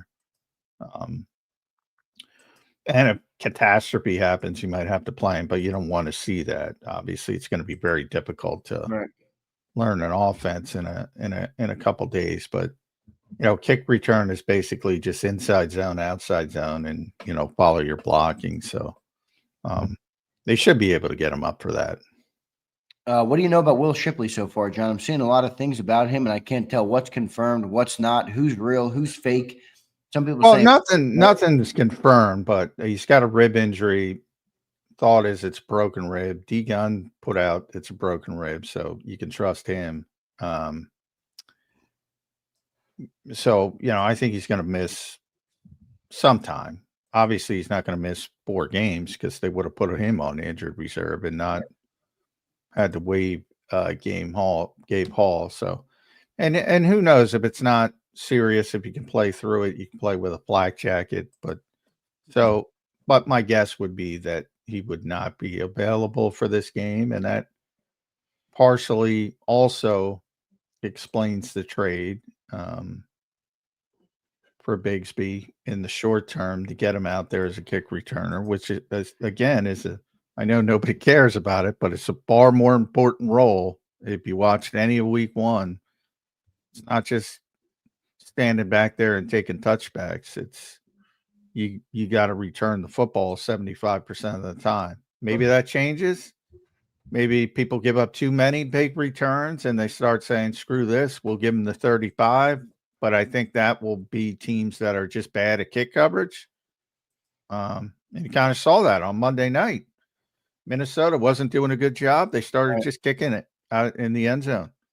And giving them the 35. So I think that'll be dependent, but most teams so far want to take advantage and play good coverage and pin people inside the 35. Yep, no doubt about it. Good stuff there, John. John, a couple other injury updates that we have to get to. Dion obviously is not an everyday watcher. He says, what's the news on VanSumeren? He's out for the year, my friend. Torn labrum, I believe it was, for Ben VanSumeren. Torn patellar tendon. Oh, excuse me. Torn patellar tendon. That's what it was. Yeah, Same Ben injury as VanSumeren's cooked. yeah, He's out for the year. So. N'Kobe, same as N'Kobe, torn patellar tendon, very serious injury. Yeah. Disappointing. Good guy, Could worked be. hard. You think it could be the end of his career? Boy, I hope not, but yeah, it wouldn't surprise me. I mean, just because I know, he didn't have as much of a role before that injury. I mean, he did, but you know what I mean. He wasn't as established of a player. So we will see what happens with that. John, what's the update on Landon? I know we don't have any, but we're waiting for the injury report that will come out today. How much will we really know from what comes out today about Landon? Probably not much, right? Not much. I mean, if he's out there practicing, it's good, obviously. If he's not, it's probably more touch and go. This could be a season-long thing. Who knows with Landon? But if you leave it up to him, he's going to try and play. It might be a situation. You saw it last year with Mackay and the knee. He plays, but there are going to be some games where he doesn't finish and things like that. So, but they say it's the back, it's not the knee. So that part of it is a positive, but how much does the knee have an impact on the back and all this stuff? I don't know. What's more positive, a back or a knee? Why? The problem with me is he did not play well, which is not typical Landon Dickerson, to say the least. And he was particularly poor. He got particularly poor pass blocking grades from PFF, which is not Landon Dickerson. I mean, if he's at to the point where he's not playing well because of the injuries, I think you have to take a different approach. But so far, the Eagles have deferred to him, and I expect that to continue. We'll see what they end up doing, Johnny Mac. John, what do you think? Where do you think the Eagles had the Chiefs had the advantage in this game? Anywhere in the game coming up this Sunday? Well, coaching probably. If Landon Dickerson isn't healthy, and we're right there, Chris Jones. That's a big advantage. If Chris Jones is dealing with a hamstrung Landon Dickerson or Brett Toth and Tyler Steen, that might be, and again, that might be their key to victory, because the quickest way to affect the quarterback is with pressure up the middle. So I mean, that's if you have Chris Jones in there, John, with Brett Toth and Tyler Steen, that's a mismatch. That's what I'm saying. The quickest way to impact the game is pressure up the middle. So yeah, I don't like that matchup if Landon's not playing. No. I don't like that Brett Toth, Tyler Steen trying to handle Chris Jones. And obviously they'll get some help from Cam Jurgens, but I don't like that matchup. But there's not a lot not to like. You just saw it in February. Josh Simmons did not play well. Their first round left tackle. So left tackle was a big issue for them in the Super Bowl. It has not been fixed. I'm kind of amazed because Andy's, history basically was, give me a quarterback, two tackles, two corners, and I'll figure out the rest or whatever. I believe 2 edge rushers, I think, were in there. You had John Runyon, Trey Thomas. Jawan Taylor's just brutal. He's a penalty waiting to happen, and he's been that way. Yeah. And Josh Simmons, maybe he's good down the road, but he was not great as a rookie, first time left tackle. One super chat to get to, and then we'll go to BLG coming up next here on Birds 365. Brandon Lee Gouton from Bleeding Green Nation. Brian Pump says, I like the Za'Darius Smith signing, 6'4", 275 edge, just like Keon White, which Pumper suggested. But someone said he's too big for Vic. Compare Keon White to Za'Darius Smith. They're very similar players, which tells me, Pump, you have not watched either of those players. One guy has been a monster pass rusher for a long time in this league. Yeah, Pump, come on, dude. Come on, Pump. Johnny Mac taking it to the cleaners today, Pump. That's 3 times over. Come on, Brian. My God, Keon White and 3x Za'Darius Smith. 3x cleaner taken for you, Brian Pumper, today. Not good, my friend. Good stuff. Let's go to our main man, BLG, set to join us here on Birds 365. He joins us right now. You can follow him on X at Brandon Goutland. Read all his work at bleedinggreennation.com, one of my favorite Eagles interactive websites. BLG, what's going on, man? How you doing on this Wednesday morning? Doing good, guys. I'm ready for this Super Bowl rematch. Yeah, it is a Super Bowl rematch. I haven't heard that. I'm glad you brought that out, BLG. Yeah, people are psyched up about this. I do think, I've said this pretty consistently, BLG. I think the Eagles kind of broke me on the Chiefs. I just don't think – I think this is a descending team. I think they're still a playoff team, but I don't think they're going to win their division for the first time in a very long time. Patrick Mahomes is still great, but I mean, you don't win by yourself in this league. You saw that in the Super Bowl. What do you think about the Kansas City Chiefs? Do you see it's the same old Chiefs, or this is on the cycle? They are on the descent. I think especially early on in the season, we were talking about how not a perfect game for the Eagles week 1, but it's early. It's kind of like their preseason. I know the Chiefs starters actually play in the preseason a little bit, unlike the Eagles, but I still think there are some things to work out with that team. I think they'll be a better version of themselves a bit later in the season. Once the Rice suspension is over, we'll see if Xavier Worthy can get healthy. That situation doesn't look so good right now, where the Chiefs are at wide receiver. But there are real concerns with that roster. And just checking out some of the coverage at Arrowhead Pride, which is the Kansas City Chiefs version of Bleeding Green Nation, there's concerns there. They're worried about certain things with that roster. So I definitely think there are legit things to feel not so good about if you're a Chiefs fan. Obviously, with Patrick Mahomes, you have a chance, but it's not so everything else is so rosy. No, that team is on the way down. Clearly, I think they're doing Patrick a disservice big time. But BLG, I'm going to keep it on the Eagles here for a little bit. Defensively, where are you on the defense? A lot of talk about cornerback too, BLG. Vic Fangio spoke yesterday. What do you think the biggest concern is on that defense after watching that week 1 performance? It's tough, BLG, because I'm like, defense had some problems, but they lost Jalen Carter a minute before they started. No time to prepare for it, no prep, nothing. You lose your best interior defensive player. So kind of tough to gauge it. But where are you on the Eagles defense right now after week 1?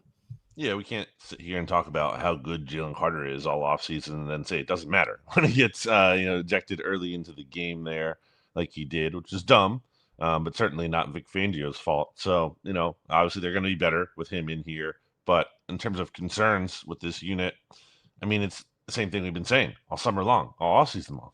That cornerback 2 position is a real issue. And it was never that Adoree Jackson won the starting job as much as Keely Ringo lost it. And they had to start someone there. So they put Adoree Jackson out there. And the Cowboys clearly went after him. And it's a tough matchup for any cornerback with the wide receivers that the Cowboys have. But it's not even just like, hey, he didn't play well. It's like you look at some of the effort there against the run, and it's just hard to feel good about that and say, like, okay, we're going to war with this guy. He's really giving us everything he has. It's hard to feel that way. So that feels like it's going to continue to be an issue until the Eagles try other things, maybe, and we'll see if they can actually get something that isn't perfect, but actually you can go to war with that option and feel better about it. So when Vic says Adoree is going to start for now, I think was I think the question was, is the plan to have Adoree start? Olivia asked it. He said, right now, yes. What that could mean Howie's working on something else, but what it does tell me is Ja'Cory Bennett's not getting thrown into the deep end of the pool. Does that give you a negative thought on him? Because if you hear Vic talk about Drew McCool, he's talking about, well, he's busted a couple coverages. Hopefully he learns from it. Hopefully he gets better, but he's willing to put him out there. Versus Ja'Cory Bennett, he's not willing to put him out there, at least yet. Any concern level from that? Not concerned from the standpoint of like I just think we have to be realistic about what Jacorian Bennett is, and the Eagles didn't trade like a second round pick for this guy to be the solution. They traded Thomas Booker for this guy. It played who pretty well. I heard out in the Raiders. I Good like for Thomas both Booker. of them. No disrespect to him, but that's a depth defensive tackle on this roster. And it's not a guy that signals you made this major investment in Jacorian Bennett and you simply must, start him at some point. I do think the Eagles will and should try that option, especially if Troy Jackson continues to struggle. But I just don't think the Eagles see him as this must play kind of player. I don't think they view him as the solution to cornerback 2 as much as okay, one potential option we could try out and hope might be the solution. Yeah, I don't know what to make of that situation. I mean, we'll see what they end up doing. I don't think they're gonna. You don't think they're gonna add anybody else, do you, BLG?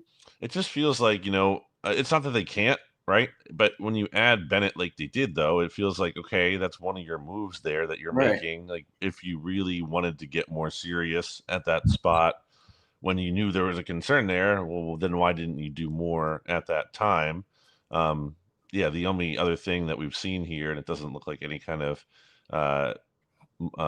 the signing is imminent.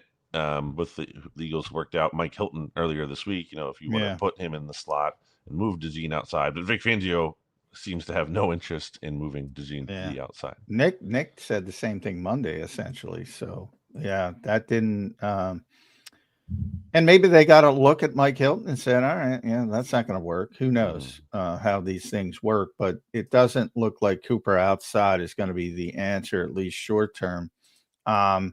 You brought up defensive tackle depth, so I want to talk to you about Tank Bigsby, obviously. But before we get to that, we'll continue on the defense.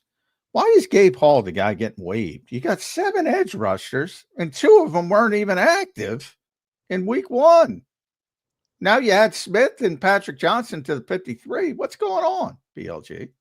That's weird to me. I don't know why you need 7 edge rushers. Aziz Ojulari I thought was pretty disappointing overall. Also, the other thing is that, Ojulari and Okoronkwo were healthy scratches in week 1. They're also vested veterans. It's not like, we're worried about cutting these guys and them getting claimed on waivers, unlike Gabe Hall, who that could happen to. So I don't know. That one played really week 1, by the way, we should emphasize. He played week 1. Right. And Vic said, I want to keep 5 guys active. Remember, he was active. When Jaylen Carter was active, he got thrown out, so he bumped up 1, but they kept 5 guys active on purpose. So many things about that to me don't add up.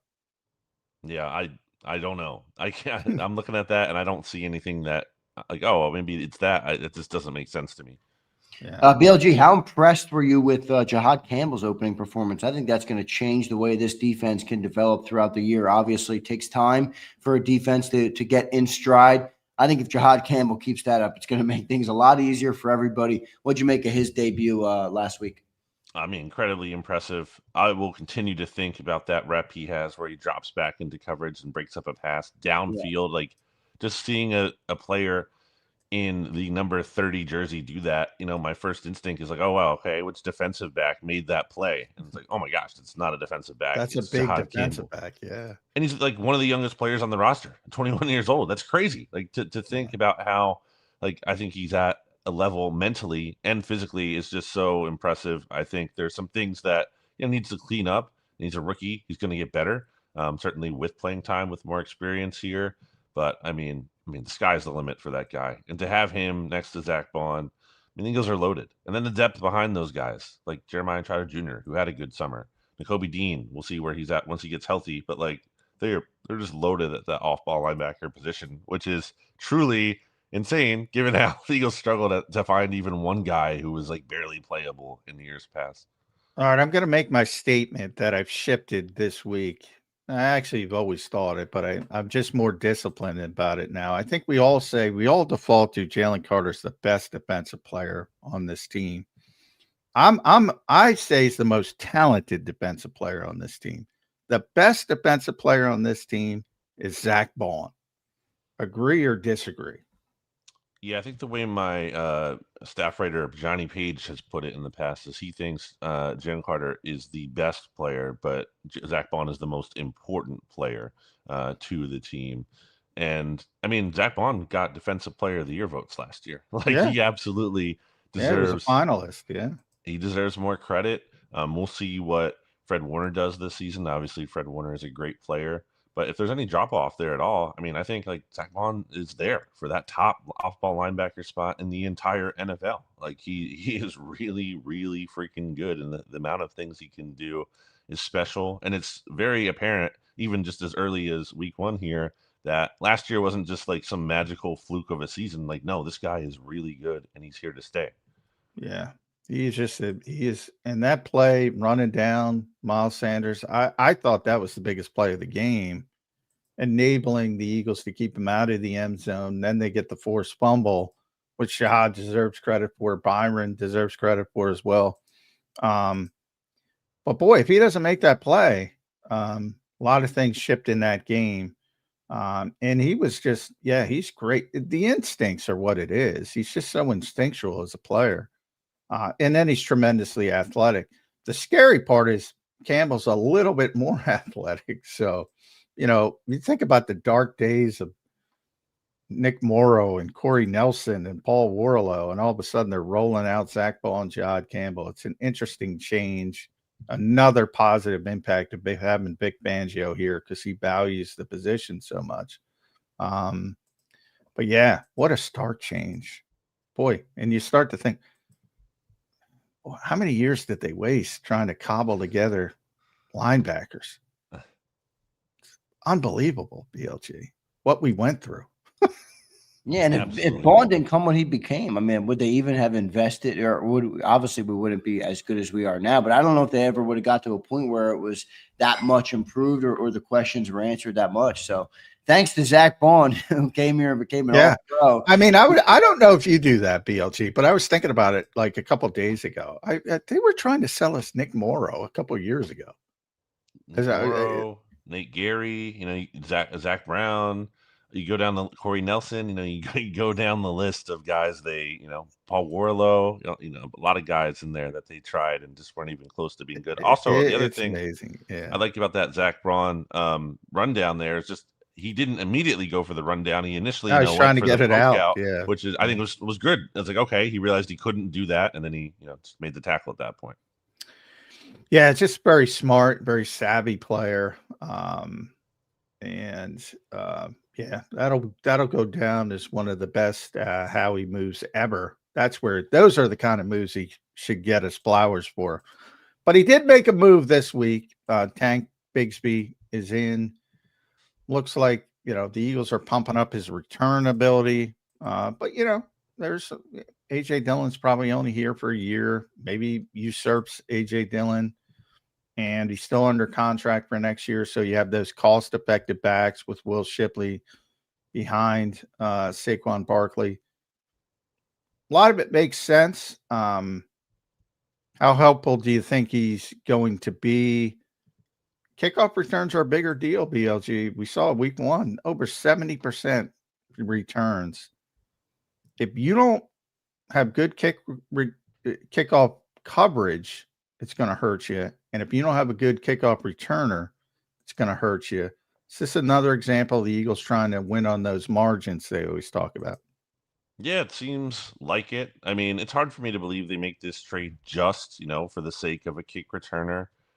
It does, Will Shipley reportedly dealing with a broken rib. I think that's a factor in there. You want to factor in, should something happen to Saquon Barkley, you would want more depth behind him, especially with Shipley going down. Yeah. But as far as the kick returner angle goes, I mean, there's some reason to believe that Tank Bigsby could have some promise here. He had a 35-yarder in the preseason 1 year recently since the new format. He had a 45-yarder as well. So he has shown some ability, I think, to get some and just run through contact, get some good yards, the vision for that. Same time, he does fumble a lot over the course of his career, going back to college. So that's a real concern. That's a real weakness, especially for how this team specifically gears up towards playing their style of play. Obviously, every team doesn't want turnovers. The Eagles team especially, focused on not turning the ball over like that. So that's kind of, the downside that you kind of have to monitor that part. Yeah, no doubt about it. BLG, I think he can be more than just a kick returner for sure. I know you just mentioned that as well, but I feel like he's the second best running back on the roster. And I don't say that with disrespect to Shipley. I'm just saying 800 yards, nearly 800 yards last year behind the Jacksonville Jaguars O-line. I mean, I don't know. Put him behind the Eagles O-line. I think he's 1,000-yard back. Now, I'm not saying they're going to use him that way, but I do feel like it gives you more potential and definitely is a safeguard for if Saquon is, not able to hold up, and the history of backs that ran as much as he did last year. So I think it's a good addition from that perspective. But do you think he could get more reps at running back than we're thinking? I do think as like a pure runner, I like, the ability there a little bit more than Will Shipley, where Will Shipley, I think is a better pass catcher. Obviously, we just haven't seen that from Bigsby at any point. Third down running back kind of stuff too. I think, you might count on Will Shipley a little bit more there in terms of his pass protection and everything. So, those things, can limit your playing time when you're not good at that. But ultimately, I do think as a runner, pure runner, I think Will Shipley isn't the best. I don't think he profiles to me as a volume back. And I think Tank Bigsby kind of can handle more of that volume if he were to be in a situation where he would need to. Yeah, I think, and I've said this with A.J. Dillon as well, it's a more layered approach than it was with Kenny Gainwell. Like Kenny Gainwell was the backup. I think, Will's the third down guy, the pass catching guy. And if you need volume, A.J. Dillon is the guy.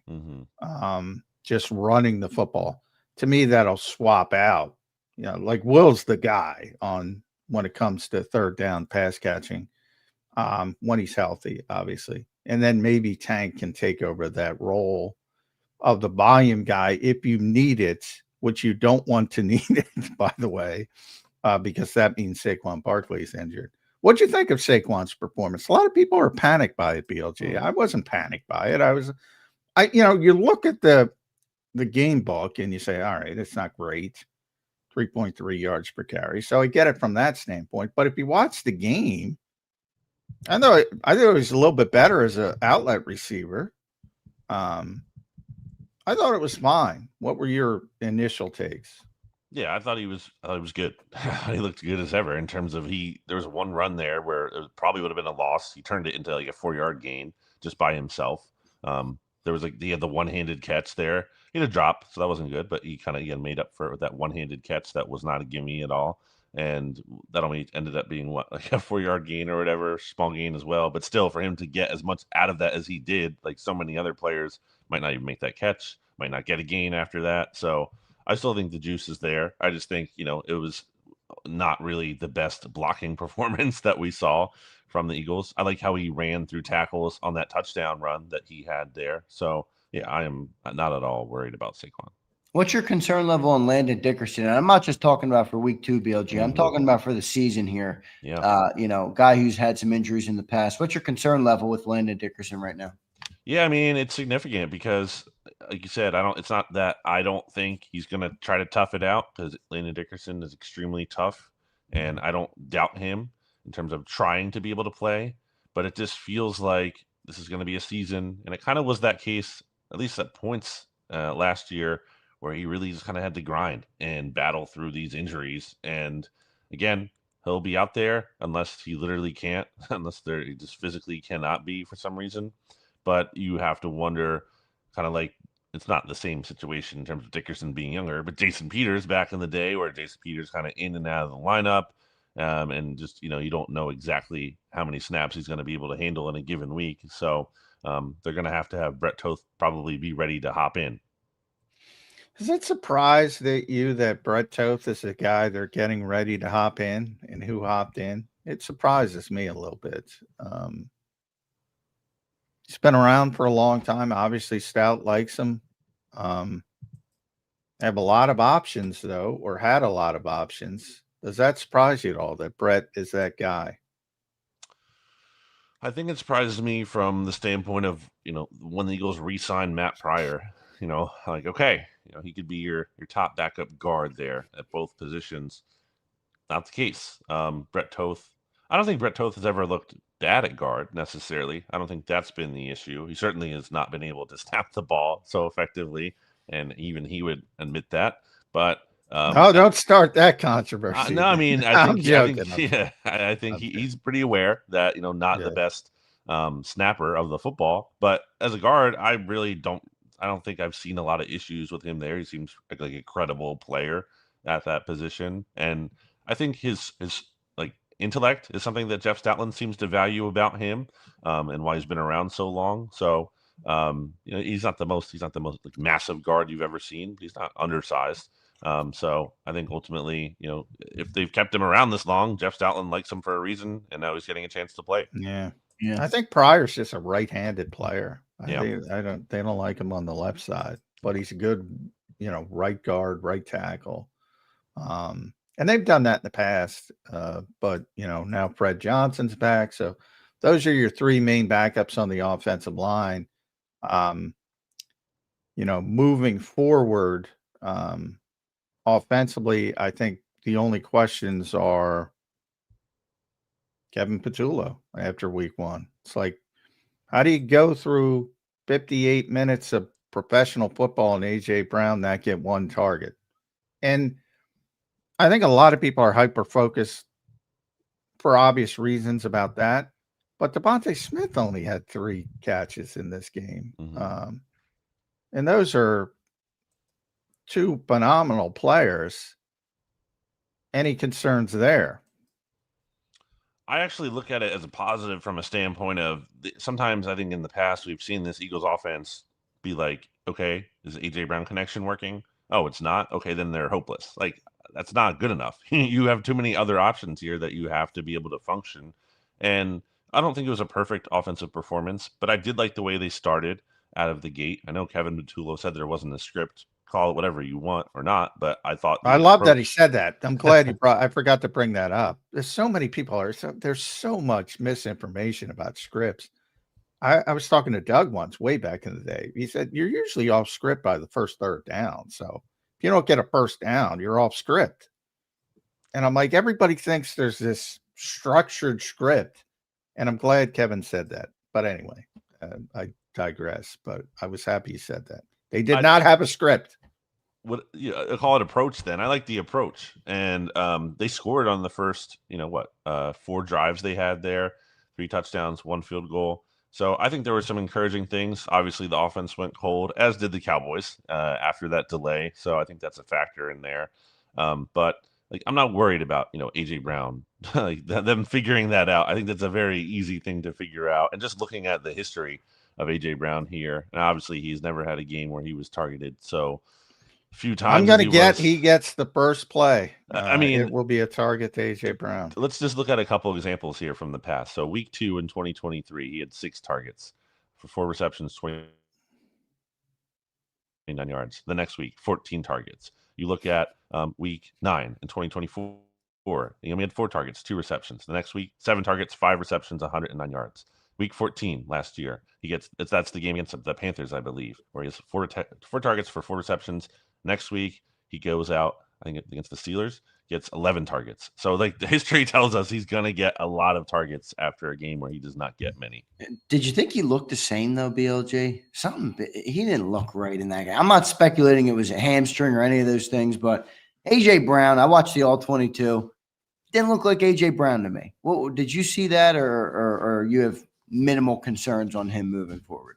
Yeah, I mean, I think there's something there, but ultimately not listed on the injury report. And ultimately, even if he's not 100%, I still think we're going to see a better version of him than we saw in week 1, just because that's so much the exception and has not been the norm for him. So until multi-game stretch here where this is an issue, absolutely. But it could be, to me, as just a 1-game kind of blip on the radar performance that doesn't really indicate a bigger picture concern. At Brandon Gouton, make sure you follow BLG on the X platform. Read him. He and the staff do a great job. BleedingGreenNation.com. Well, I guess we got to talk about Jaylen Carter. I mean, I don't have a problem with it. They're considering the week 1 as suspension. They're going to take away his game check week 2. That's fine, but he's going to be able to play. Any further discipline coming, do you think, from the Eagles in-house? A lot of people talk, oh, you should bench him for the first series. That's very collegey to me. What does that do? Oh, I'm going to bench the guy for the first series. Or you think it just recedes into the bushes like Homer Simpson? I like that. They did it last year, right? They did They not did in play Atlanta, Jalen right? Carter Yeah. for the first series of that Atlanta game. Yeah, I mean, I don't know. I do think there's something to maybe take a start away from a player. So I think that matters to players. Maybe, you don't even just have them out there for the first snap, because that's kind of like, hey, you don't get to get this kind of prestige level that comes with being a starter if you're going to do something really dumb like he did, which is it was a terrible mistake. And if the Eagles lose that game, there's a lot more talk about this and outrage about this than there would be, where they win. It's water under the bridge. Ultimately, I'm not worried about Jalen Carter doing this again. I do think he learned his lesson, but it's a pretty bad mistake and a pretty dumb mistake. Yeah. I know Dak spit as well, but ultimately, like, Jalen Carter, you just can't do that. He's too important to this team to be losing him and risking, missing another game. I never thought they were going to suspend him. I think that would be insane to have him effectively miss 2 games when there's no precedent for a player like this even missing 1 game. So I'm glad the NFL made the sound logical decision. How about the thought of other teams? That's what certain players will say. All right, I can get this guy going. Maybe it's just 15 yards. Let's antagonize him. What you think that'll be a thing? Yeah, 100%. Yes, it will. Play with, what was it, Chip Kelly, who said play with emotion, but don't let, emotion play with you. You can't, going back to training camp, I remember that series there where Jalen Carter didn't like something that Cam Jurgens did to him, and it was really bothering Jalen Carter after that for a few reps. And there was a point where he kicks the ball that the Eagles offense had lined up as the offense was huddling. And I've not really seen that before. A player kind of disrupt practice like that. And Zack Baun, I believe it was, who fixed it. And Jalen Carter did it again. So, like, there are times where I think he needs to kind of rein it in a little bit. I think it's good that, he should play fired up. If Dak he perceives Dak Prescott as talking trash to him, good. Go out there and beat the guard and sack him multiple times. So he just has to channel that in a way that's more productive for the team. BLG, final question for me. Will Za'Darius Smith be enough for the edge rushers on the Eagles? I do think there's hope for this group. I think Nolan Smith is going to continue to get better. I liked generally what he had in week 1. Thought the taunting penalty was weak, although you could also see why they called it in a game where they're kind of calling it tight at that point. So maybe, kind of have to just realize the game situation. But still, like what we saw from Nolan Smith. Josh Uche, I thought, has some juice as a pass rusher, probably more of a situational pass rusher than a guy, you're counting on as a full-time edge defender who's also going to defend the run, but he has some juice there. Jalen Hunt came really close to strip sacking Dak Prescott and that big completion to CeeDee Lamb early in the game. So there are signs of life there. And I think Za'Darius Smith is still a really good player. Like, he was pretty productive. Lions fans I know were bummed that he signed with the Eagles and the Lions did not re-sign him. And that's even prior to their loss to the Packers in week 1. So I do think there's hope for that unit. They got numbers too. They got 7 of them. That's right. But I think Za'Darius Smith can get out of his rocking chair, and he's the best edge rusher on this team, BLG. I think people are going to like Za'Darius Smith. Agree. Good player. If he's got some, you never know with older players. Sure. We saw it with Robert Quinn, more injury related. He's a great pass rusher for a very long time. Came in here, nothing left. I don't think that's going to be the case with Za'Darius Smith, but and I think they're going to be much better with him on this team, but we'll see how it unfolds. I know we're much better because BLG shows up most Wednesdays, and we appreciate it. Quick score, you can always change it on BLG on Bleeding Green Nation because it's early in the week. Eagles Chiefs, give me a winner. Yeah, I'm looking at the line here because it's shifted. The Eagles are originally underdogs before that Chiefs-Chargers game, if I'm not mistaken. And then I saw that shift to the Eagles being favored. Yeah, they were 1.5, but I haven't looked at it recently. Yeah, it did shift. As of yesterday, when I was looking in the morning, it was the Eagles were underdogs again by 1.5. So yeah, this line is in other sports books. I've looked at different ones. One of them has the Eagles as like only half-point favorites. So kind of a weird line. That was, mind you, that was before the Jalen Carter verdict. So maybe that's, impacted it here as well. I'm going to go with the Eagles. This Chiefs team, I'm just not totally buying them right now. I think we can talk about the Chiefs being motivated. Sir, that's great. I think motivation alone does not fix a lot of the problems that they have going on right now. And Patrick Mahomes is great, and he's going to do things that the Eagles just probably can't have answers for it, maybe at times. But ultimately, I think this Eagles defense with Jalen Carter back is going to play a better game than we saw in week 1. And right now, as much as we can kind of take away concerns from week 1, one of the most important things is the quarterback seems to be playing at a pretty high level. And I'm going to trust that Jalen Hurts, who has gone into every matchup against Patrick Mahomes and played relatively well and played generally winning football, maybe except you want to go back to their first matchup in 2021. Ever since then, pretty good. And I'm going to bank on the Eagles to win this thing. I think it'll be a tight game. I'm going to say, what's the over-unders at 46.5? So let's say 23-21. Ooh, close one. One score game. All right. It can go any way. Yeah, I like it. Yeah, I'm with you. I think the Eagles are going to win the game, but we'll see. I admit the Eagles broke me with Kansas City. I'm like, they're just not that good, but maybe the Eagles were that good. So probably given a little bit too much credence, but boy, that was such a dominating performance. It's hard to envision the Chiefs beating this team, but it's not the same Eagles team as well. You have to factor that in. Should be fun though. Super Bowl rematch early in the season. It's always fun. Week 1 was great too. Yeah, by the way. Yeah, absolutely. In the NFL. BLG, thanks for doing it today, brother. We'll talk to you again next week. All right, man. Thanks, bud. All right, there's BLG joining us right here on Birds 365. Great stuff from BLG here on another Wednesday edition as we inch closer to week number 2, Johnny Mac, Eagles versus Chiefs. It should be a good one, John. What do you think of Arrowhead, though? It's on the road, so that's going to be a tough place to play. Yeah, I mean, that factors into it. Obviously, it's a home game. It's their home opener. I don't, they were in Brazil, so I don't know if that was a home game for them, but that's not a home opener.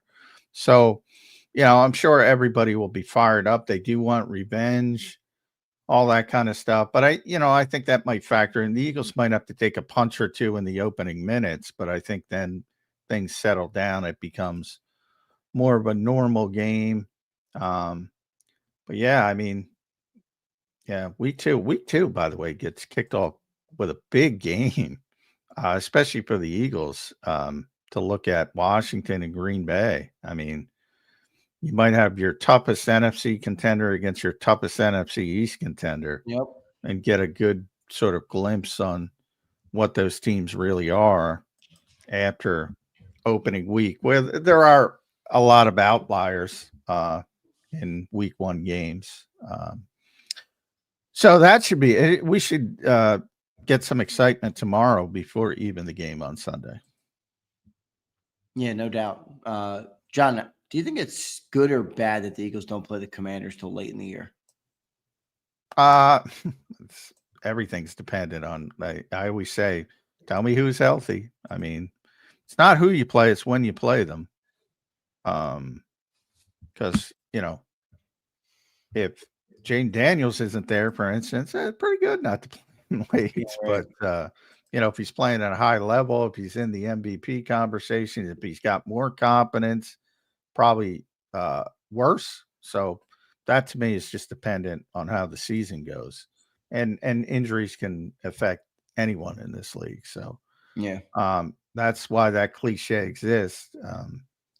It's not who you play, it's when you play them. So one of the things I've always said for people that listen to the show, I don't want to play bad teams early in the season because they still have some confidence and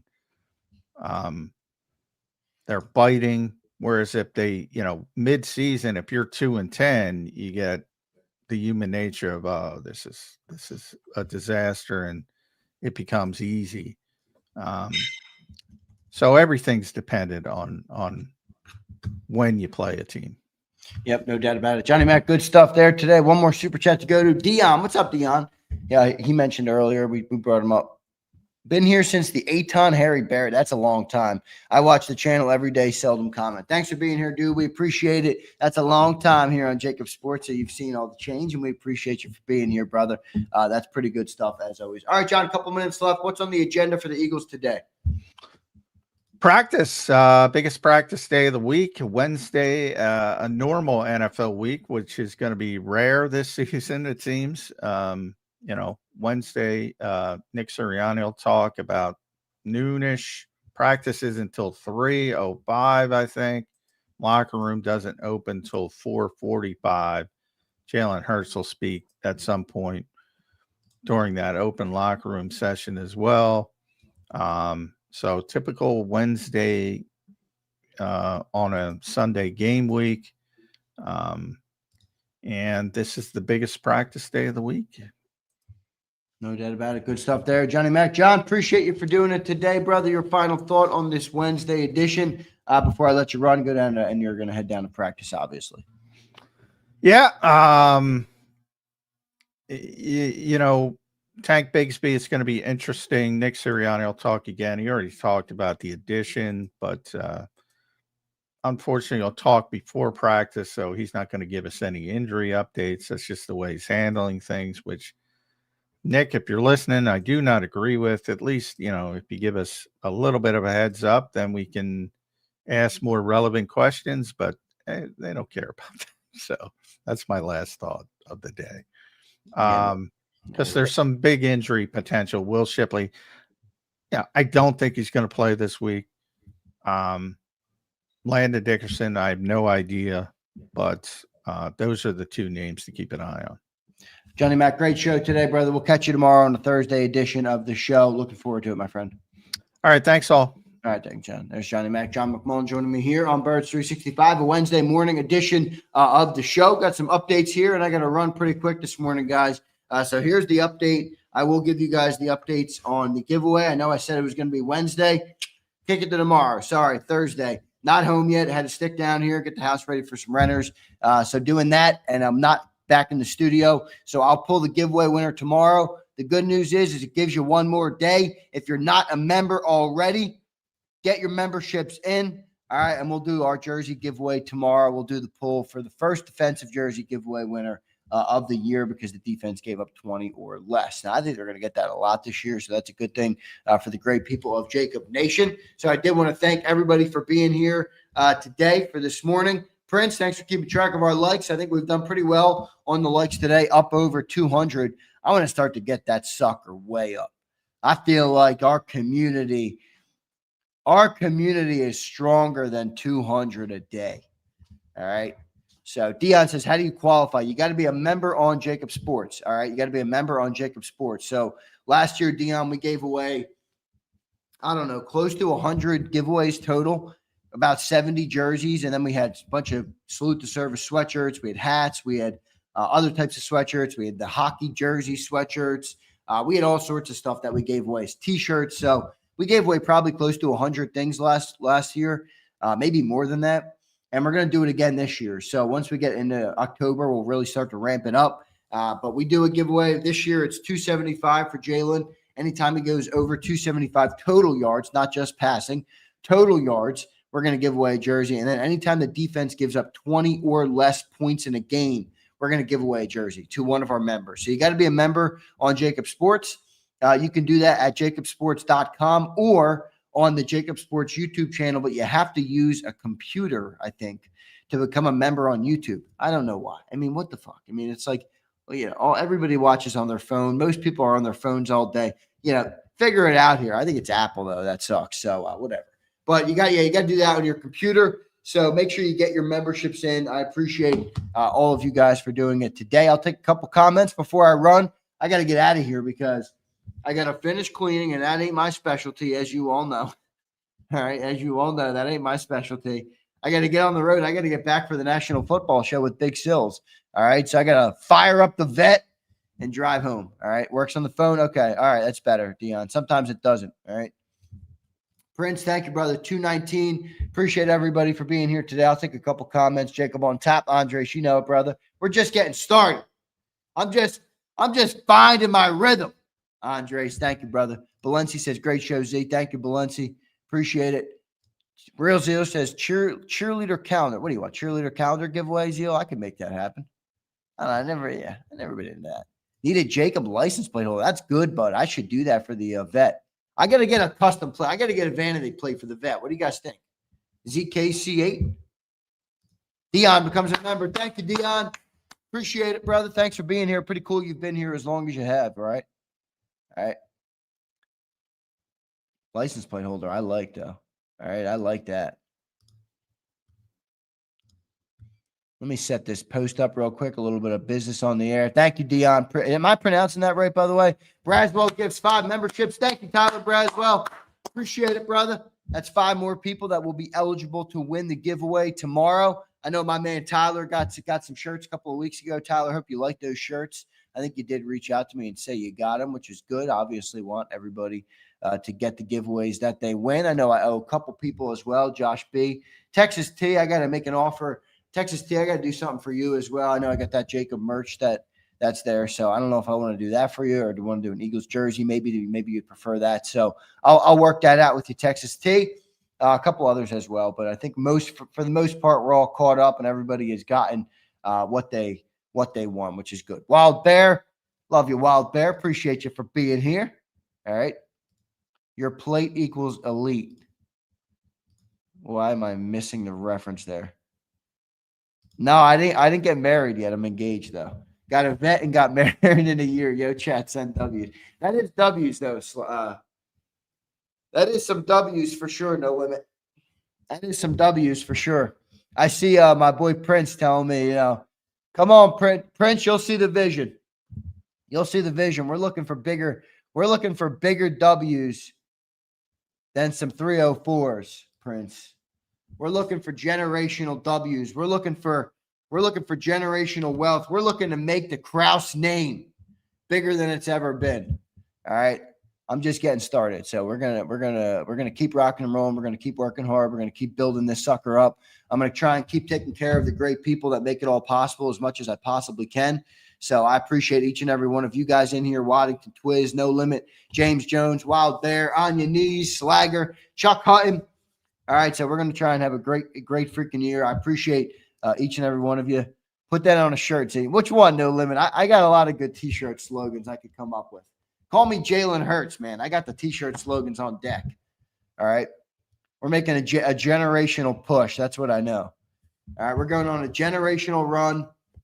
We're building generational wealth. We're going to build out a generational name. All right.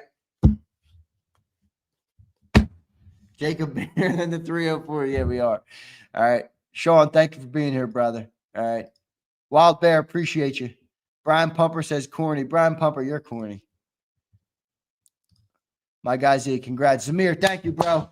I appreciate you, brother. Thank you, man, for being here. Thank you for saying congrats. I appreciate your support as well.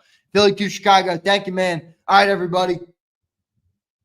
Hit the like button on your way out. We'll be back live at 2 p.m.